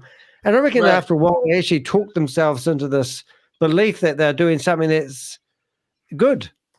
See, Dan, excuse me, but when she started going off the rails, she had a chance to change it, but she just kept on going and still bringing more people in because she had heads up that something was going left.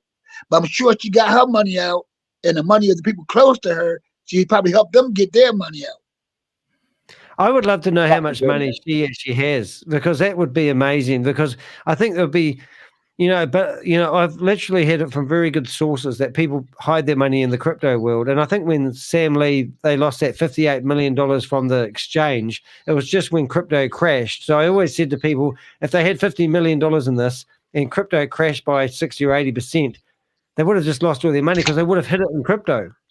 So I always think of a saying where they say you can see who's swimming naked when the tide goes out. And I think that's why these Ponzi schemes have really got hold now, because they're all waiting for every Ponzi scheme is waiting for the bull run to happen. But you don't need these platforms when that happens. Yeah, but like I said, and I'm watching her. I watched her make plans on the crypto money. She really was taking, she has a 6-figure job. I'm not going to name the place. I know him well, to put it that way. And she wanted to quit the 6-figure job, and she was using HyperVerse to do it. So when they was giving her bonuses, she was sticking it into HyperVerse. And so she was in deep. And I was telling her, I was telling her, this doesn't look right. It doesn't look right. So, and I think I got in that 10,000. I stopped. She kept on trying to get me to give more. I said, I can afford to lose 10. I cannot afford to lose anything more than 10. So I didn't put any more in. But I put my kids in, and that's what I feel bad about. I'm trying to give them their money back. So I don't know how she's going to give her family members back, because she had all of them in up to the gills, borrowing money to get this HyperVerse thing. That's a personal view. You're not alone, man. I was going to tell you I dated her one time too, but I didn't want. That sounds embarrassing. You what? I like embarrassing stories. Yeah, I dated her. So you could kiss her. See, I knew. I think there's a guy called George who would like to know whether she's a yeah, but I saw the greed though, and I started saying, wait a minute, this is not going well. Your relationship with money is unhealthy. I told her that, and she was talking about building this empire up through Hyper, and she was putting all of hers in. I wouldn't do it, and then we started getting the problems. Then when she said, "You don't believe in Hyper," I said, "No, I don't believe in Hyper." What a story, mate! That tonight. I mean, definitely. I got receipts. Appreciate you sharing. I appreciate you, man. I appreciate you so much. No problem. You're not alone. I feel like we're walking hand in hand right now, man. Because you're the only one that's ever come to the line. There's a guy over he's from New York, but when I was talking to him, he's from Tennessee. He's the only one that's ever come forward on the line that I'm on the line from America. But you're connected in a way where you don't have to go back and corroborate anything. You're just telling it straight. And that's all I wanted to be able to do when I connected with Danny is tell the whole world the straight way, and then somebody's going to see it, and then we could be like, you know what, this is the particularity, and then this is what everybody else can look at and see and be, forewarned what we're getting into. But what Danny's done in the time since I've been talking to him, he doesn't realize it, but it's the biggest thing in the world right now. Because besides this, there's just wars, wars in the government. So I'm connected with you in a way, man, where you don't have to be ashamed, man. Just bring your family and be, disclosed in your own way. You don't have to share nothing about your family. Just share what really happened, because the more we get out what really happened, the more come on, Danny, the more that we can unfold what really truly happened. And I watched it change, and change to be cult because Sam and the other guy, it was almost like they was worshiping them at a certain point. It became like prayer meetings. They would pray and stuff like that, and he's the alien. I'm the worst person to pray. I had a lady the other day, she couldn't get rid of me out of a Zoom meeting, and she decided to close the meeting in prayer, and she prayed for Danny de Hek. I was like, oh my God. Wow. That's funny, Dad. I left the channel. Next time I don't really need to look at, but she blocked me up for everything. I even had her name. So because she tried to get my money back. But I would love to see what she's up to now. I think she's in the WAS, and I think last time I heard them say, Sam Lee said, "Welcome to the club of us with no friends, people who lost all their family and friends." Wow, mate, I can show you. I don't know if you can see the screen, mate, but if you we're going to get distracted if we do this, so we better not. We're going to finish our story, but she's actually promoting one called Alf Union now. She's off doing another Ponzi scheme called Alf Union, and she's doing it with Gobi. And I've never actually talked to Tammy on the phone, but I have talked to Gobi for quite a while, so it's pretty bad. Hey, mate, I really just want to thank you because, I've been doing this for quite a while, and very few people will get on here and actually tell their story. So I just, to do that is big. It was embarrassing, man, but like I said, I had to. I figured if you're doing all the work that you guys are doing, why not just throw my 2 cents in and tell you what I saw actually happen from the beginning? So it was like that. Good on you, man. Okay, good on you too. All right, guys. All right. I just want to say good night to you and also Project Frugal. Our Project Frugal said he's got an early night. Hey, Rob, should we carry on reading? And you can sit there quietly, can't you? You can both stay on the stage if you like. You're more than welcome. Rob, do you want to carry on? This is like Bible study. So those details were used to add legitimacy and credibility to the scheme and to convince investors that their money was not only safe, but that the money they expected to make was coming from purportedly legitimate sources. The court documents allege that HyperFund operated as a Ponzi scheme, with funds from later investors used to pay off early investors. HyperFund had no real source of revenue other than funds received from investors, and defendants had no basis for the promised returns, the documents claim. Defendants? Who's that? Who's the defendant? I haven't heard that before. That's an interesting phrase, isn't it? Like a war zone. They're trying to defend themselves. Defendants? Well, that would be the ones who were charged. Yeah, but okay. Wasn't there remember when the California theme first came out? Wasn't there some kind of story that, like Danny, you talk about he was paying for the cartoon work and blah, blah, blah. Wasn't there some kind of investigation around that or with that around that time? So maybe there's some kind of in conjunction to that.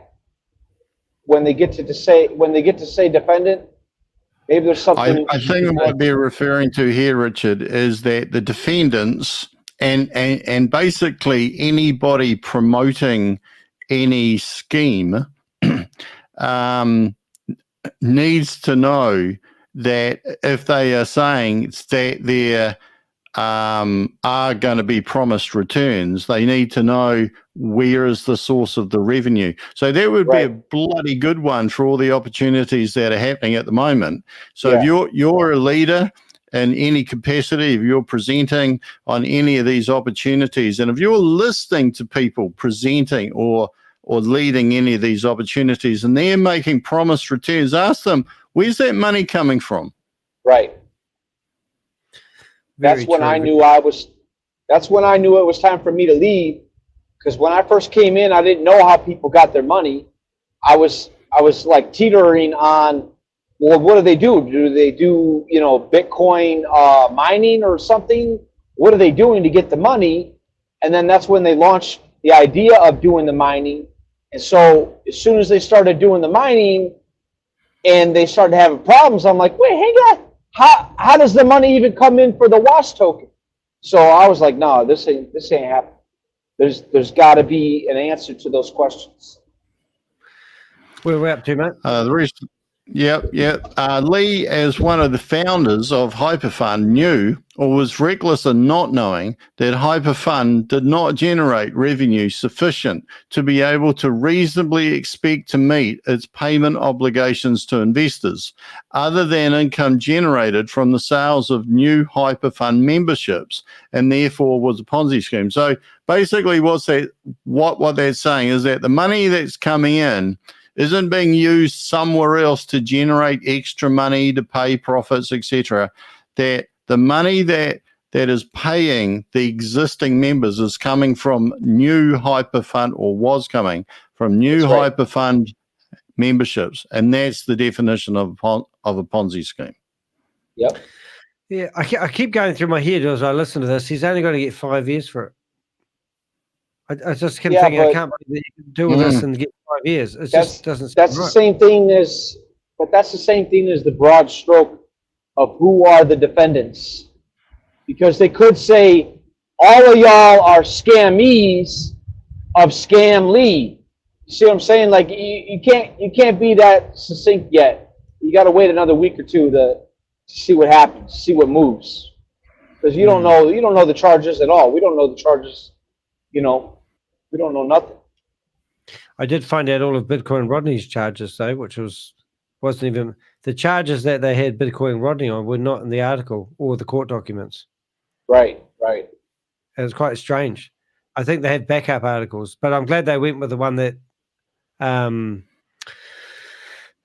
lights me up. Where are we up to, Rob?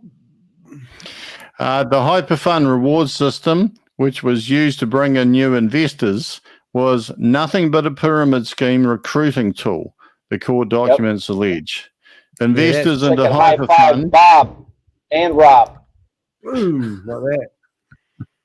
Investors into HyperFund and its subsequent iterations bought membership packages with the promise of daily rewards of 0.5% and a 300% return over 600 days. The SEC complaint alleges that investors were told that these exorbitant passive returns were derived from HyperFund's crypto asset mining operations. However, these representations were false. Lee, who launched HyperFund in mid-2020 and appeared in the 2021 launch presentation of HyperVerse, is alleged to have allowed this false representation to continue, despite knowing that the HyperFund promoters' representations about large-scale crypto asset mining were false. Wow, that's pretty cool. It's good. And you can see this fake CEO on the left of those pictures of those two blokes. And Stephen Rees Lewis would like to say to everyone that invested for his teleprompt experience that he's sorry. Sorry. We have to add that in there, Rob. He was sorry. Did you guys ever think? Huh? No, not really. Sorry. Just saying. Go ahead, Rob. The court documents also refer to HyperFund's claims not to be offering an investment product through its sale of membership, applying the so-called Howey test, which finds that an investment contract exists where there is the investment of money in a common enterprise with a reasonable expectation of profits to be derived from the efforts of others. So probably just read that again, because that's maybe the definition that money has to be earning money somewhere. The court documents also refer to HyperFund's, good grief, all right, is that Perplexity? Yeah, it's Jarvis's favorite AI tool. Is it? I just asked what the Howey test is because I don't know what that means. All right. The Howey test is a legal test used in the United States to determine whether a transaction qualifies as an investment contract and is therefore subject to U.S. securities laws. The test was established by the U.S. Supreme Court in SEC versus W.J. Howey Co. 1946. Good grief. and consists of 4 criteria, all nothing to do with crypto, obviously. And an investment of money in a common enterprise with a reasonable expectation of profits derived from the efforts of others. If a transaction meets all 4 prongs of the Howey test, it is considered a security and is subject to disclosure and registration requirements. Wow. Whoa, Rob, you remember that? I got bored, so I flipped back to the other screen. So well, yeah, I laugh, but you know, Danny, that's really big at that time because they took away all the gold. You know, people aren't going to think that you're going to have a little money for food and you know, to take care of your basic needs and then have a little extra to invest. So at that time in this country, you know, they were trying to do away with gold and they were coming up with, you know, Ponzi schemes, I'm sure, left, right, and center. So only in America, right? Huh? Only in America. Can you say that to an American? Yeah, I mean, it's got to be. We say that all the time out here and in other countries, but we always wonder if Americans like it because America's got a lot of history. It makes you wonder, you know, like that says like from the 40s, that case could have been in the workings for like 3 or 4 years earlier. We don't know. Mm-hmm. You know, it takes a long time for stuff to happen. But leading up after a ruling like that, how much time does it take till they start doing everything with the credit cards? You know, before they were like, oh, this ain't going to be enough money to rip people off. We got to come up with something bigger. And then in the 80s, that's what you got. You know, that like Rob was talking about Bernie Madoff. Bernie Madoff had been doing stuff from the 80s, 90s into the 2000s. Good stuff. And I could be wrong here, but I think that the key issue out of the Howey test is that if you take money to invest, that it has to be invested into the enterprises of other people that are earning a profit and returning it back. So in other words, if I took the money, like if I took the money, in fact, I won't go into that because I think that is quite complex, but obviously they've satisfied that it either is or is not met, and thus is a Ponzi. The court documents also... I just like what Susan Stuff said, there's bigger fish than Sam to fry, kind of, I think that's what she's referring to. And I truly believe that I think Sam's going to come back and say he's victim. I don't believe Sam thinks I think Sam could have been, I don't know, misled over there, and that's the story he'll come back with. And he was trying to get the money back that they stole. I don't know what. I just think that Sam was going to try victim mentality here. Yeah, I'm with you. Yep. Right, Rob, are you right to read? Or do you want me to read with a really bad accent and miss out many words? We can speed you up, Danny. The case file shows that Lee who has lived in Dubai since 2021, is yet to appoint a defense attorney. Guardian Australia has contacted Lee for comment. He has previously denied HyperVerse was a scam and has claimed he was only involved in the funds management and technology side of the business. The charges against Lee and Chunga are the result of a joint investigation conducted by the Department of Homeland Security's New York-based El Dorado Task Force and the Internal Revenue Service's Criminal Investigation Unit. The El Dorado Task Force is the oldest anti-money laundering task force in the US, with more than 200 members targeting sophisticated financial crimes, including those in the cyber and cryptocurrency space. Despite Lee being an Australian citizen and Australian companies being central to the promotion of the hypergroup of investor schemes, they have escaped the scrutiny of Australia's corporate watchdog, the Australian Securities and Investments Commission. Since Guardian Australia's investigation into the HyperVerse schemes, ASIC has said it will assess the liquidator's report into Blockchain Global, which collapsed in 2021, owing creditors 58 million Australian dollars. Well done, Rob. Thanks for reading that. And also, my viewers, thank you for reading that rather than getting me to do it. But quite sobering, really. I mean, this is a great article. Just to give you a bit of a heads up, that was the end of it. But if you go to The Guardian and search for any of these articles on HyperVerse and go to Sarah Martin, you'll see that she's actually been, for a lady that's just, she went to the hairdresser and a friend of the hairdresser's lost money. She's actually done pretty bloody good because she published 1, 2, 3, 4, 5, 6, 7, 8, 9 articles. And also there's a podcast, which is really, really good. But the information, when I'm listening to it, is kind of like caviar for me because I know the history of this company now, you know. But the first article, like Vera, I actually put Vera in touch with Sarah. And Vera was a lady who actually is a very savvy business lady, got a nice waterfront property that she rents out as an Airbnb for about $1,350 a night.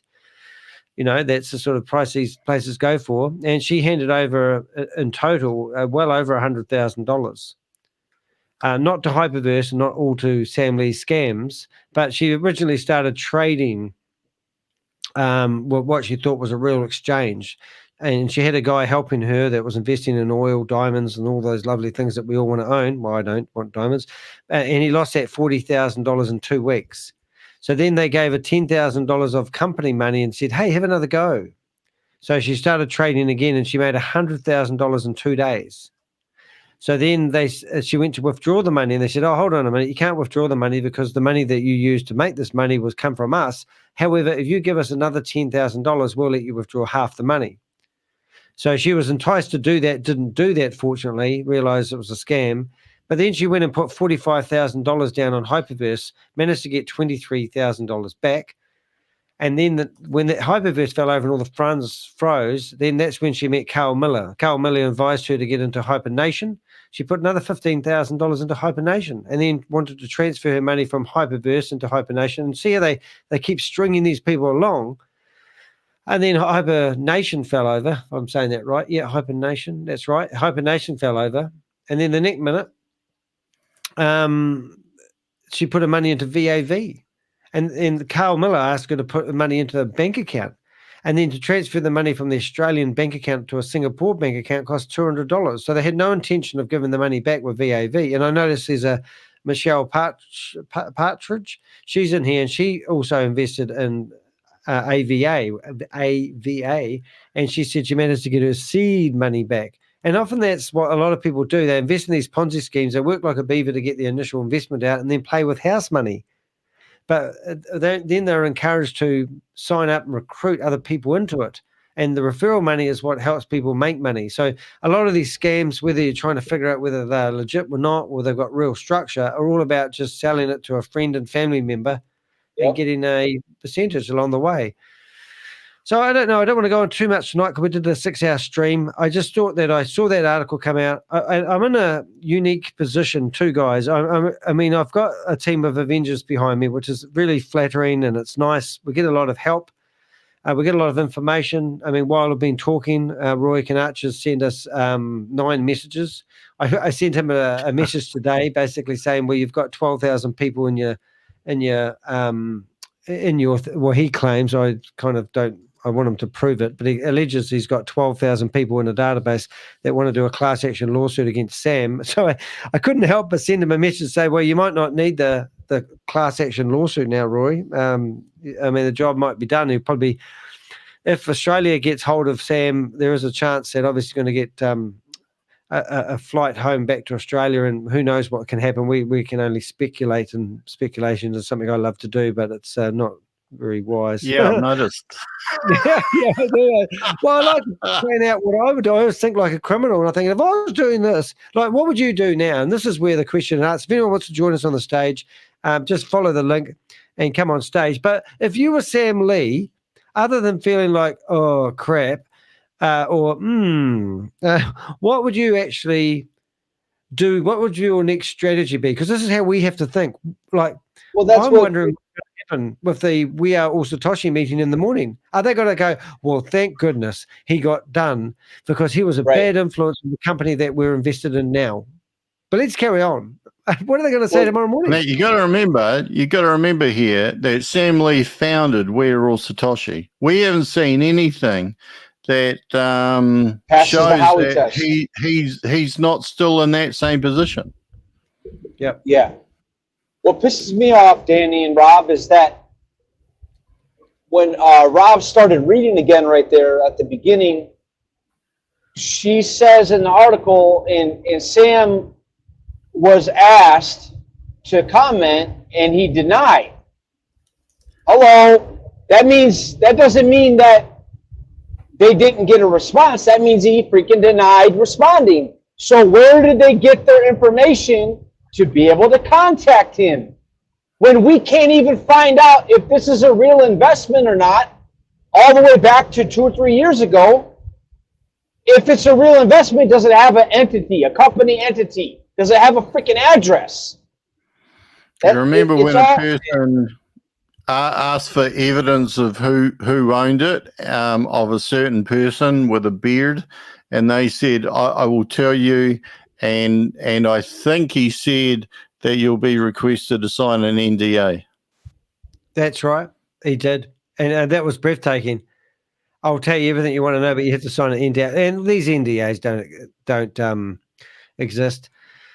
You know, like, we've been given a lot of data, and this is a photo of Sam Lee with Brenda Chunga. We've got Clayton Ford. I reckon he'll be the next one to go. Keith Williams, Clayton Ford. There's Des Amy as well. There's already had an article by the Guardian newspaper about Des Amy. We've got Sam's mother and his sister. We've got Brenda Chunga, Keith Williams, and Sam Lee, and Clayton Ford I just mentioned. I mean, these are the wedding photos. This guy here on the right is Sam's business partner for 4 years. So this is why I don't think Sam's got any money, because he wrote out a check for $1 million and it bounced. He got locked up for 3 nights and put in Dubai prison. And now last time I heard, he had 2 court cases pending in Dubai. And also he had a travel ban put on, so he couldn't leave Dubai. These are photos from 14, 15 months ago, getting theoretically married in Thailand. And then when we listened to today's video, we heard that Shavis was telling us that they were setting up a blockchain global center in Thailand. And I thought, that's a bit of a coincidence. So Sam could have been here at his wedding and also conveniently using it as an opportunity to allegedly set up, business things as well. And his wife, she went to visit Garrett, and she didn't know anything that Sam was up to. Then I've had my conversations with Sam where he admits he's not a billionaire when he spent 3 months telling everyone he's a billionaire. And we've got these stupid things he used to do, like the parachute. Remember the parachute club? Well, I've even got what it's called now. But he had this guarantee that you wouldn't lose your money, and he would sign a piece of paper for you. I mean, how can this guy say, there's all his school photos, I've got his phone contacts, I've got the phone numbers to his family, all this stuff has been submitted. How much are those promissory notes worth right now, Danny? Well, I think you'd get more value out of it wiping your ass on them, Rob. Just saying. Well, he's kind of right, though. You'd want to tape it back up and use it as a coffee cup again. He's kind of right, though. Danny and Rob, even if he was pulled into, you know, the level that he took it, you know, when you get drunk and you're making money and you're getting lost in the script of what you're trying to spit at the people all these days, he starts to feel like he's a cult leader, like a god.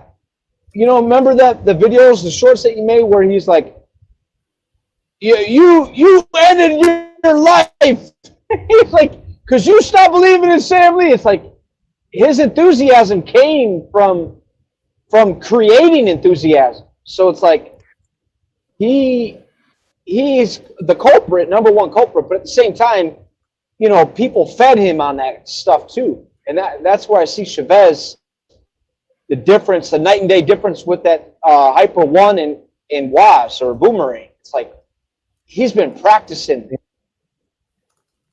I think the history that I see, I mean, this video here is probably one of the most breathtaking that I stumbled across a Zoom meeting when I had a Zoom account. You guys have a decision to make to lead them down the next scam or create opportunities where I make 2% of deposits, right? Where it goes into something real. Buying and holding Bitcoin is real. So what's shocking about that one is that was in a Zoom meeting I stumbled across, had about 130 people in it, and these were all the leaders, the VIP fives. And he was talking like everyone knew it was a scam except the peasants that buy into these scams. You know, so it does, you know, I don't want this to go on for too long. I think we've done a good job tonight sort of reading the article. Unfortunately, I've got to get up pretty early in the morning as well, and I need to drop a trailer for the dump, blah, blah, blah. So I don't even think I'll have time to do a meeting tomorrow. We'll give it justice. But some of these videos that we have had of Sam Lee, when he was at, let's say his prime at, at defending what he was doing. Oh, no, don't make me do that again.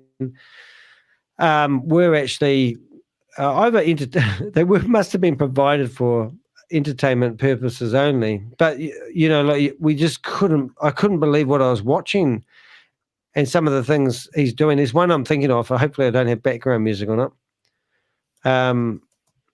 I think it's this one here. Oh, I hope this hasn't got background music on it. Well, we have to look at VEND. Look how well it's going. Oh, there's a down arrow. Oh, I was looking through the Telegram accounts, and there was more down arrows count the amount than up arrows. Down arrows and poos that people are clicking.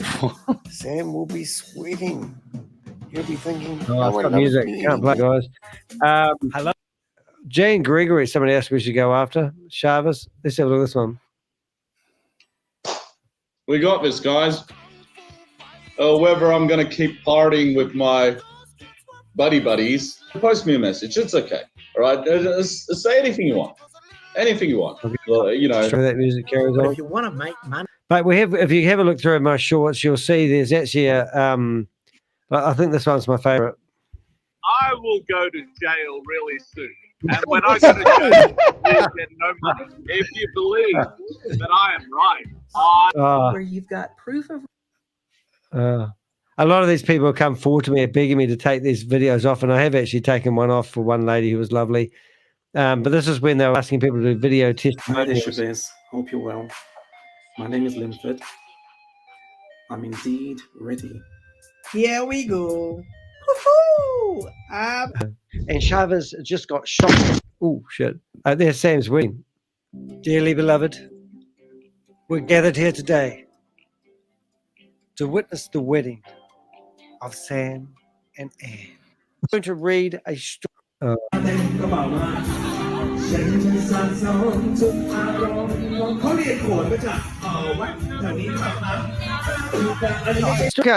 my God, the whale. Hi everyone, this is Yvonne Henry from Australia. Love you, mother. I just want to let you all know that I am definitely 100% all in with affiliate marketing 2.0 and Bitcoin code. I'm very, very excited, really excited about what's coming, the Bitcoin mining, everything that's happening. The more I learn and understand, the clearer I get Walk out into the ocean, why don't you? Very, very good hands with Great way. Chavez and the leadership group. And I know we have got heaps of these videos. Well, firstly, you're not my people. I don't give a shit about video. I don't give a shit about you. I give a shit about the people who joined StableDAO, who are KYC'd, and who participated in my program. We are all Satoshi. And since that video, we've played a video where he was actually telling everyone he had 500,000 people in his database, and he was saying to people that they were, you know, the crypto geniuses, and he was literally, it looked like he was trying to sell the database that he had of all these people. So I am waiting. I'm waiting for my ultimatum to come. Yusuf has been good to me because Yusuf has been loyal to the truth. He understood that I was not a part of HyperVerse. He understood that I am not a part of anything that you... Well, there's an article out there now, Sam, that sort of doesn't really help you much with that one. Yeah, well, he'll have to prove that soon, won't he? Would you guys like to have breakfast with Scamly? Garrett was his business partner at StableDAO, and then he left and they started up VidiLook. Oh, he's just so slimy, isn't he? Isn't he a slimy? Somebody posted a message and said, "What a lizard." And I like that. So I'm going to call him Lizard Sam. Like that, but he's flaunting the fact that he's smug and smirk. I mean, these things probably, you know, like I wouldn't want to be walking around the streets without a bodyguard. You know what I'm saying? Yeah. Yeah, you know what I'm thinking, don't you? Boom, boom. No more Sammy. No. The law here is based on Egyptian legal framework, which means it's guilty until proven innocent. The great thing about guilty until proven innocent is that I have no fear of anyone. Would you go? I wonder if he's changing his just to kind of like tone on that one now. Money is missing. Money is missing. It's your money. Let's be clear. It's not their money. It's your money now, Sam. It's not my money. It's not. No, it is your money because you've stolen it. They never had control of the money. And it's funny you talk money. Isn't it crypto you trade in? My money that's missing. Yes. I got paid my fees. Oh, rub salt in the wound, you crap. What a crap thing to say. I got paid. I got my money for providing the services, but you guys have lost all your money. Oh. From VidiLook. I got paid my fees for running the technology. From VidiLook. I've decided I'm going to ring up Sam and see if he answers. Look. Oh, this is cringe. Oh, wow. Wake up, lady. Please wake up. I've had other people try to tell me, oh, look, there's literally hundreds of these. They're quite fun to do, the old shorts. You have much success on yours, Rob, because you're playing around. I think the shorts are... Oh, this one's a good one. I do hardly any. Uncle Scam wants your data. Hopefully about now, I'll have a box pop up and you can go to a friend of mine with a company called Block Bitcoin Group in hiding. Got background music and it all. In this video, I'm going to show you the lavish lifestyle of Keith Williams. Keith Williams promoted a... me. Sam Lee apparently... Oh, that's the last known sighting of Ryan. 23rd of May.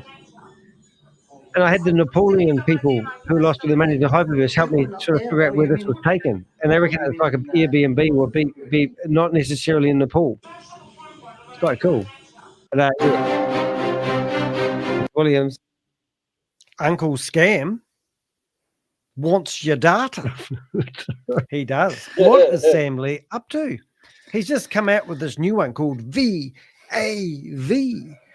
What is it all about? Have you looked at the plan? Have you looked at what he's offering to do? Oh, this is funny. Watch this one.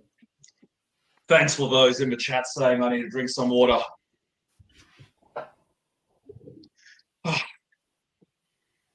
I am just so warm right now. I need for you guys to understand it is so hard to just keep a cool mind when there's just so much at stake here. we need to accelerate our knowledge Accelerate. so that we are more capable in serving all the plugs into other that one. people in this world. Okay? So, Today it is the 20th. I accelerate people. Good All on right, you. I'm going to have to go soon. There is a method to the Yeah, madness. no, you're right. Hey, that's my saying. I always say that. There's a Hey, look, I tell you what, kids. hello. I think we need to stop it, call it quits here. I agree with you, Rob. We've definitely had a lot of fun doing this sort of stuff. But all seriously, folks, it's actually we've watched people lose thousands and thousands of dollars, and it hurts. So it's time to sort of get up to speed. We try to warn people if you ever got any questions, anyone come in here. We're usually in here at 6:30 in the morning, New Zealand time. We're just trying to help people create awareness. Stop giving away your USDT. Play around crypto. Put it on an exchange. But what advice would you give somebody questions. Ask questions. Ask questions. Ask every question. And if someone's shutting you down, I think you get the answer. Yep. That is telling you to do one thing: leave. Yep. Yeah. How many times have you been kicked out of a Zoom meeting, Rob? Mind-boggling. Why? Because you ask questions. You ask a question, the question gets removed, you get kicked out. Yep. You're not allowed to ask questions. And if you do ask questions, they tell you that you're being negative. Are you a negative person, Rob? Yeah. How negative was it when I went into Bend? Or no, not Bend. That was Dalverso, right? And I said, I am here on behalf of a advocacy group, that there is an advocacy group going throughout all the Zoom calls. And I just want to ask questions. And the lady, you guys know the lady, I don't recall her name. She goes, I wouldn't listen to you. I go, you wouldn't listen to me. I'm asking a freaking question. Hey, Richard, we have you on sometimes, but you really have shined. You've become a real Avenger, and the people that ask questions, it's hard work, but you have done really well. And also, you were an investor with We Are Satoshi. I remember I think sometime last week we found a video of you talking to Chavez, and we were going through the old videos that we watch, and then all of a sudden you popped up. And it was like, oh, that's right. Richard was all for this at the start, and now you've really turned around, seen the light, so to speak, and got yourself out of that passive income opportunity, perhaps. I don't know. Right? That's good. There's a guy in the chat room who said, well, there's a person in the chat room who suggests that they've lost 100,000 USDT. Really? Ouch. All at one go? Like, was it? That's a lot of money there, isn't it? Yeah. Wow. Yeah. And just while I think about it, that guy that came on before, that reality guy, it's just fantastic that people come on, share their experiences, because this is the whole thing that, like if you think whatever you're in is legit, that's fine as well, but be prepared to field a few questions on it and answer them as well, so that people can actually understand, and you can actually get asked some challenging questions that make you think about, are you in the right opportunity? I get emails from people, and they tell me, I know that you bust Ponzi schemes and the like. Can you give me some good opportunities? And that actually blows me off my seat. Yeah. Because I'm going, no. I've found no platform that is any good. And then they come back and go, oh, well, I invested in whatever it was, and I got some money out of it. And I go, that just means that you got the surplus cash that was flowing around while other people were signing up who were still, trying to figure it out. It actually just amazed me, because we're not, the purpose of our channel here isn't to give financial advice. There's so many red flags. It's so simple. I always say there's three things, and not to bore Rob with them, but what's the first one, Rob? See how good you've been listening to me all these years. Does it have crypto? If it does, it doesn't mean crypto is bad. But if it asks you to hand over your USDT and you need to transfer it into a token to buy the membership, then that's a red flag. And then the second red flag. Oh, I Richard? know. Do you have to wear pants in order to invest? Hey, Richard, look at How this. does he know? See my pants? Oh, Oh my goodness. That's my jammies. I'm in my jammies. Ready for bloody 1 o'clock in the morning. So you're lucky I've got pants on. Yeah. And the last one. So the second one is if it has a reward Is it crypto? Has it got a membership plan, and are the rewards too good to be true? It's simple logic, guys. And if it is, why don't the banks do it? And then they use scare tactics. And they say, oh, the banks are making all this money out of you, and you don't get the interest you get. You don't get your principal back. And I tell people, I'm really entrepreneurial. I've done lots of amazing, crazy things in my life. If I went and put $10,000 in a good bank, and I went away for a holiday and come back 12 months later, my $10,000 will still be in the bank. And people go, oh, but you don't get any interest. And I say, yeah, but I've still got, I've got the money in the bank. And then I said, and you know what? I went away overseas and I earned some money, and I come back and I put more money in the bank. And I put I made $50,000, whatever it was. And I put $5,000, and now I have $15,000. And I thought, well, that's kind of like having what's that work out at? A 50% interest, isn't it? Really, because you've gone and made money from selling a product or a service, put it in the bank, and away you go. Well, that's a huge thing, though, because if you're going to get any return, did you have to work to do it? What's the definition of an investment as opposed to investing your time to work for something? Yeah. Like, how do people not see that? Yeah, I think people want to have a passive income opportunity. They sell the passive income opportunity, but this is far from it. But I mean, I don't want to go on tonight, and we're not going to. But find a product or service. Start small, think big. Don't go and borrow money to get your business off the ground. Just play around for a little bit. Find something cool and have a play. I mean, I do drop shipping for a living. I remember when I bought my first product, I sold it, and then I bought two. Put one in the wardrobe for the next customer and delivered the first product. And it just built up from there. Some years I've sold, thousands. Well, I've sold thousands of products every year. But I always think I had to start somewhere. So, I mean, if you've got an idea, play around. But doing nothing will achieve nothing. But if you want to do something, have a play. But don't go and give your money to someone else. Because every time I get paid for doing a job, I always feel really good, but then I lose interest in doing the job, and I have to get myself motivated and stay focused. I better do that job. Somebody's paid me to develop their website. I better finish the job. But I love payday. It's the same with these Ponzi schemes. As soon as you hand over your money, they've got your money. They think, job done. All right, I'm going to stop now. I'm not going to do anything.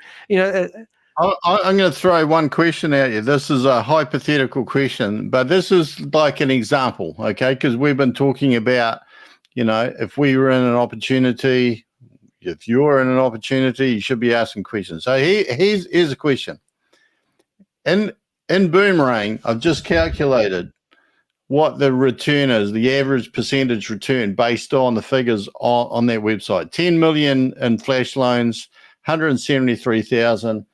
And by my calculation, which I got wrong the other day, but by my calculation, the return is 1.69%. Okay. Now, if Boomerangs wasn't real, if Boomerang wasn't real, then they would have had to pay out $173,000 at the moment. Okay. Nothing. Why is Boomerang not operating full noise in the alpha test or in the beta test? Because if you bought a $10,000 package, why have you not got your $3 million flash loan straight off? Why not? You know, because they could be doing the same testing with all of that. But there's a reason, because that's what I'd be asking. Because why are you waiting till March the 1st? Honestly, Rob, that is just the best question ever. I mean, that is just such a simple question. I mean, what's the difference? If you're making money now and it's from arbitrage trading, it's not like the company's hurting by paying you out the money, because it's theoretically money that we proved today that isn't coming from arbitrage trading, but getting manually paid into people's wallets. And I think, well, it's just like people, you pay $10,000 for a license, and then they give you $50,000 of flash loan money, and it's all made up this, right? And then out of that $50,000 flash loan money, if you're really, really, really clever, you could probably get up to $800 back. All right, and that means that that's the only money you're going to get back from your $10,000. And that, you know, and then all of a sudden, wait to the 1st of March, because all these things have a waiting game. Then they're going to let you have your $3.5 million. And if you don't sign up now and sign up after March, then they're only going to give you $2 million worth of flash loan money. So you have to panic and you have to rush out and buy. And at the end of the day, all these Ponzi schemes are the same. They promise a paradise that never eventuates. I mean, and what Rob has just said is really clever, and it's really simple. What's the difference? If the money's not coming from the company and the money's coming from arbitrage trading, and you choose to use the beta system to get all your flash loan money used up, then why would they restrict it? If the only reason is because it's a friggin' Ponzi scheme. They're going to drip back up to $800, let's say, to you, and then all of a sudden you're going to think, this is real. This is genuine. It's quite cleverly thought out. These guys aren't silly. It's thought out. We did a, I approached 3 different companies and asked them to provide us a platform the same as Boomerang. Now, Rob found me a company and said, hey, look, there's a company offering flash loan, Boomerang, arbitrage trading, white labeling services. They come back, they quoted me $5,000 to set up, which they said something very similar to we are Boomerang, whatever it's called. We are all boomerangs. I'm getting tired. But, you know, I mean, come on, guys. You know, this is the thing, isn't it? You know, it's like, how much bullshit do you get fed before you say bullshit?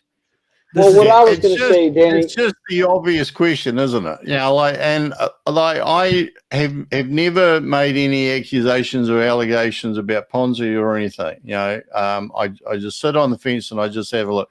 But there's the most simple question. Like, if you're sticking your if you're sticking your $10,000, like your real $10,000 out there right at the start, why haven't you got your 300x straight away? Because if you were going to muck around with a $50,000 flash loan instead of the $3 million, why did you have to stick your 10K in? You know, you could have stuck. What would that be? Why wouldn't you say, hey, I'll work for you and I'll get yours back for you and I'll get mine back for me. We'll get ours back twice as fast, and then we could go do like a normal 10,000 next week. Yeah, you could almost. Well, yeah, you'd stick in $100. You know, they give you 300x of that. What would that be? $30,000. Is that right? Yeah, it was.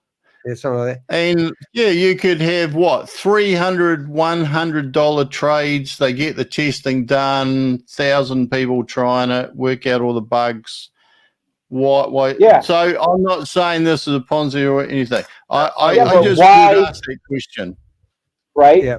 Right. But what comes with a you know a solid question is the obvious answer as well. Because like, why do you have to only get these measly nothing returns in the first place? Why doesn't it give you freaking $5,000 in 5 seconds, 3 seconds?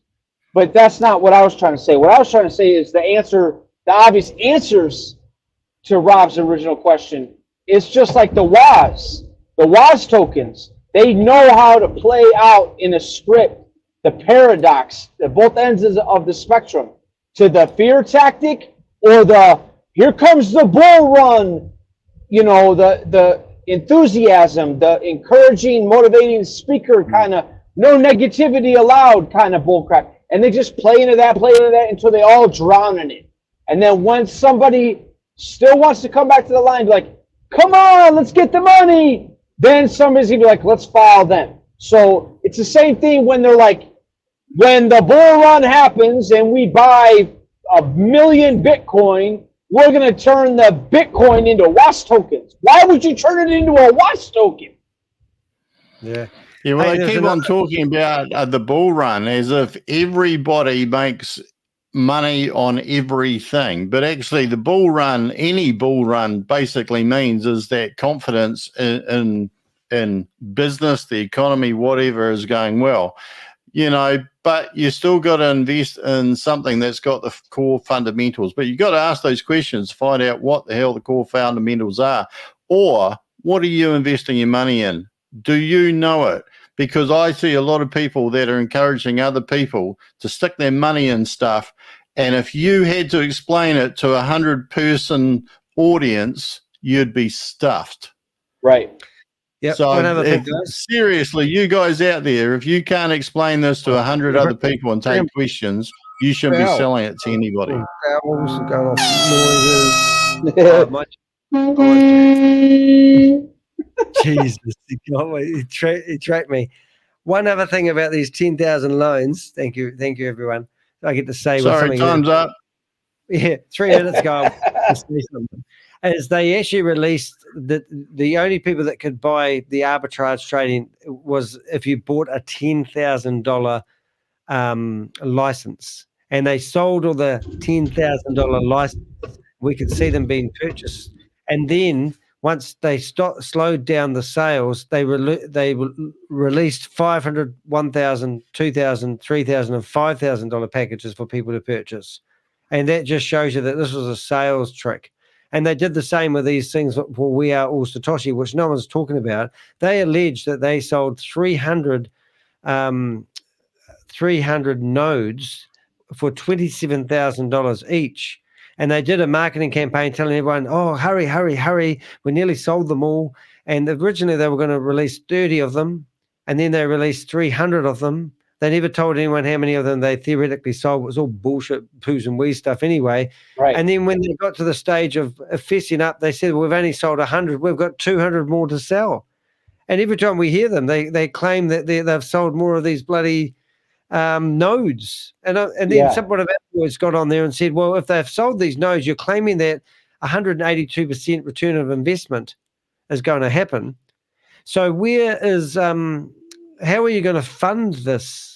Oh, exactly. And then George got hung up on. And let's talk about the flights to Dubai, Rob. You just briefly summarize the flights to Dubai, because you've been talking about this for a wee while, that no one's talking about the elephant in the room. All right. If I heard this correct, then I'm reasonably sure that I did that. There was going to be some kind of meeting in Dubai, and people were going to get flown there business class. And I think it was going to be all the leaders, and I think it was going to be people that had achieved one of the node ranks, like Terra Node, Mega Node. When was this, Rob? I can't even remember what the hell. Giga Node, wasn't it? And then I asked the other day, so when's the meeting? Yeah, like I asked, when's the meeting in Dubai happening? And they said, what meeting? No, we did get a response, Rob. We did get a response. I'm driving a truck. I got to keep it on the road. Oh. When that was spoken about, they were saying that there could be like 200 or 300 people who would get paid there by presumably We're All Satoshi business class. And you think, that's a hell of a lot of money. All right, guys, I'm going to kick you guys off the stage. It's been absolutely awesome, and I'm going to boot you guys so off the stage. You're going to kick me in the pants? Woohoo! Like that. I got to go to Betty Buys, and I don't know. All right. I'm not Sleep sure. well, So I'd just like to, first of all, thank Rob. Any words of wisdom? You've got 30 seconds to say to people who you are. Have you got a YouTube channel? How do we find you? I do, but it's got nothing to do with crypto. So a disclaimer here, I'm not a financial advisor. This is not financial advice. I don't make any claims about Ponzi's or anything. I just implore people to ask questions, have some courage. It's your money. You have the right to ask questions and you have the right to get an answer. And what you do after that, that's completely up to you. So I don't, you know, like if you lose money in something that you ask questions about, yeah, that's bad luck. If you lose money in something you haven't asked questions about. Yeah, that's cool. Love that, Rob. Hello. Hello, Danny. I don't know how to, I don't know. Who are you? Who are you, Richard? I was just going to say, let me say one thing before you want to hang up on me. That's why I'm giving you a moment to shine, brother. Come on, brother. In the real world. Okay, you go, good morning, Vietnam, right? Or you go, good morning, YouTube America. So let's go. In the real world, when you see the cards that are on the table, you saw in the deck of cards before they were dealt. You know how the game's going to play out. In the real world, here's the thing, YouTube. In the real world, you get a place on the Monopoly board, and you get a certain amount of money to play the game. But if you read the rules to Monopoly, the rules will tell you that when the money runs out, you're supposed to take that promissory note, that whole roll of toilet paper, and write your own notes. So what Rob's doing here, what Danny has done thus far with Scam Lee and the whole We Are All Boomerang family is shown the whole world that we have not seen nothing yet. Because if these evil rat bastards are willing to take your money, and like Reality said, he dated Tammy, if they're willing to be this scumbaggery, we have not seen nothing yet. But you could always do something bigger and greater than what you know we're waking up to right now and what Danny's already exposed us to. So keep getting after Danny even while you're sleeping. Yeah, good stuff, and mate. I'll get you a cup of coffee, man. Yeah, no, Thanks, that's Rob. cool. All right, guys, I'm going to kick you off stage. I'm going to do a close. So it's good night from it's good night from Danny. All right, guys. Let's see if we can get that back. All right. I'll say goodbye to Rob. Watch Rob disappear. Boom, he's gone. He's on the backstage. Rob's trying to talk and he can't be heard. Let's play with him. See what he's saying now. I think he's back again. No, I said your voice sounded better when I couldn't see you. That's brilliant. I'll take that as a compliment. Yeah, all right, guys. Thanks very much. I'll catch you guys later, and I'll round up this baby, put it to bed. All right, night, Rich. All right, there you go. Absolutely awesome. So there's a couple of my Avengers. It has actually been one hell of a road doing this journey. Honestly, it's somebody. Ironically, I've got to find a new place to live right now. But 2 years ago, we couldn't find a place to live. And someone said to me, I've seen you featured on the front page of the local newspaper looking for a place to live and how hard it was to find a rental property. And they said, look, I've got an opportunity for you. This is what they said. They said, if you come along with me on Wednesday night, I've got an opportunity where you could actually, participate in it and have enough money to buy your own house. I said, Kent, I haven't heard from you for 4 years. And you're trying to sell me something that I know is going to be a Ponzi scheme. Oh, no, this one's different. No. And this is what my so-called friend I hadn't seen for 4 years was trying to entice me about. So, yes, what happened? Well, I didn't go. I said, no, I'll do a bit of research, put together a bit of a video. At that time, I was doing workshop videos, which you'll see in my membership area. And I've set up a lot of videos to help people survive and thrive in business. So if you want to subscribe to the YouTube channel and help support what I'm doing, then please do either give a donation of some sort. You can go to the thanks underneath the video if you're watching the replay, or you can even do a super chat, and just a couple of bucks helps pay the bills and keeps the lights on. Other than that, I get a lot of help from my Avengers. We usually do deep dives. This morning, we had so much information to go around with. We did a 6-hour stream. I have actually done 24-hour streams. I did one. And then I realized that if you stream for more than 12 hours, YouTube doesn't keep a backup of it. So one of my videos is not there, but it does have a very good timeline of all the things that we chatted about. Look, I love what I do at the moment. I really am trying to do this as a full-time job. The most joyous part of my day is actually getting together with the Avengers. This morning we put a video on. So just if you have a look at our YouTube channel, I just want to give you some navigations. It's more than just a YouTube channel. It's a community of people that really are sticking their neck out to help you and save you from getting scam busted. So you can click on the homepage. On the homepage, you will actually get a summary. You'll see I'm live. You've got the thumbnail there of Sam holding up his $2 girlfriend coin, I call it.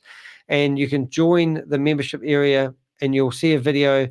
And it actually tells you what I'm trying to accomplish and what I do with the data that I collect from people. So you can join for 99 cents a month. Most people can afford that, and you'll get access to everything. You don't have to do the big plan. You get the same data. I just haven't got time to do any special secret videos. I'm not CoffeeZilla, even though we do chat to CoffeeZilla every now and again via Twitter, and he has actually talked to me on the phone for half an hour when I was getting sued for $3.8 million from a scammer who chickened out at the end. But in here, you'll see that we've got playlists. So the first playlist is, you'll see Busted 3. This is because this is where I put the live stuff. The second one are videos that I record and upload. We've got the shorts. You'll have hours of entertainment in there, kids. Then we've got other YouTubers that create content that I like, and I call it content creators. So you'll find a lot of good videos in there. We've even got Jack Gamble, who actually found the real Stephen Reese Lewis, to my surprise. And there's some of my favorite, like Pleasant Green. Some of these guys are all about preventing scams. This guy here was telling his story. He was trapped in Dubai. And also, don't forget JT. He's an awesome guy. He put me on the show, and I got to be on stage with 2,000 people. So two weeks ago, he produced a video. 79,000 people watch his content. He's a real financial advisor. So then you've got all my videos I did about Stephen McCullough. He was the guy that's trying to sue me. Project Frugal was in here tonight. He's got 10 videos that tell you the whole history of Stephen Reese Lewis versus, Sam Lee, Ryan Jew, Jaden Wee, the whole 9 yards, the whole timeline. And he was working with me at the start, so he was relentless, and he still got a good YouTube channel to check out. And the other thing I wanted to say about Vinny is the YouTube community is actually pretty cool. And then not to mention Crypto G. Look, we did an amazing video today. The last 4 videos that he did have fully exposed We Are All Satoshi. We've only got 78 views in the video that he launched today. And it's very hard to get these videos in front of people who are investing their money, and we really struggle. So yes, do go to these channels, do check out these videos, watch and like and subscribe. And people always say that in the YouTube. It really makes a huge difference. CoffeeZilla, well, I like CoffeeZilla, so I have a playlist of all CoffeeZilla's latest things. If you watch CoffeeZilla, he did 21 videos last year and 79 videos the year before. He uses Patreon to get people to help donate and give him money to help support him. He's got 2 paid staff. There's some really good information just on these videos. So anything of interest, like not to forget Spencer. Spencer was the guy that I watched a video of doing a Be Careful of Cash FX video, and he's really, really cool. He's got about 600,000 followers. We're also going to get some other YouTubers coming out soon who are going to be on here as hosts. I've got a couple lined up already. So watch this space, ladies and gentlemen. So that was the homepage. Videos, you can go through here. These are all the uploaded videos. We've got the shorts, and we've got the lives, and we've got a podcast. I do have a podcast as well, but I'll be honest, I haven't done anything with that for about 2 months, I think. But you'll get a lot of fun out of having a look through my YouTube channel. But don't be scared. The one I probably really want to emphasize is the community area. The community area is where I share snippets of information, and we do get a little bit, not a hell of a lot, but we do get a lot of people interacting with us in the community area. So that's basically me, guys. We've got 21 people in here. We actually had a record 30 plus people in the chat room today, which is absolutely awesome. So that's why I thought I'd give you a little bit of rundown on the YouTube channel. We had a 6-hour stream this morning. It was brilliant. It's sort of like it just gets better and better and better. If you go in there and you listen to it, let's just say you're driving and you're going on holiday. Let's just say you're working and you're a builder and you've got your earphones in and you just listen to it. You'll get a lot of valuable information about how to identify scams, how to see the scams that people are running. And we normally try to keep it interesting all the way along. Hey, I'm Danny de Hek, aka the Crypto Ponzi Scheme Avenger. And if you watch my videos, I normally have music. And I say, I'm Danny de Hek, aka the Crypto Ponzi Scheme Avenger. I'm here to name and shame anyone running a Ponzi scheme or a scam. And the beautiful thing about today, we've had 2 people now that are going to be formally charged. And we've already had Bitcoin Rodney, who's locked up and he's incarcerated at the moment. And it's a good day. It's a good day for the Crypto Ponzi Scheme Avengers. I just want to thank Susie Stealth, and I also want to especially thank Crypto G. They canoodled together with information, and we had a brilliant video come out today. It was a game changer. And we I don't know how to say the word. We are a collective of people who actually really genuinely care about your money. Ironically, most people can't support us because they've lost all their money. I'm in the wrong industry. Hey, but I hope you've enjoyed the day. I'm going to end the stream, and it's been a blast. So thanks again. There won't be any timestamps in this because I need to go to bed. It's 10:01 in the morning, and I want an early night tonight. So I'll see you guys in the next stream. See you guys. Thank you.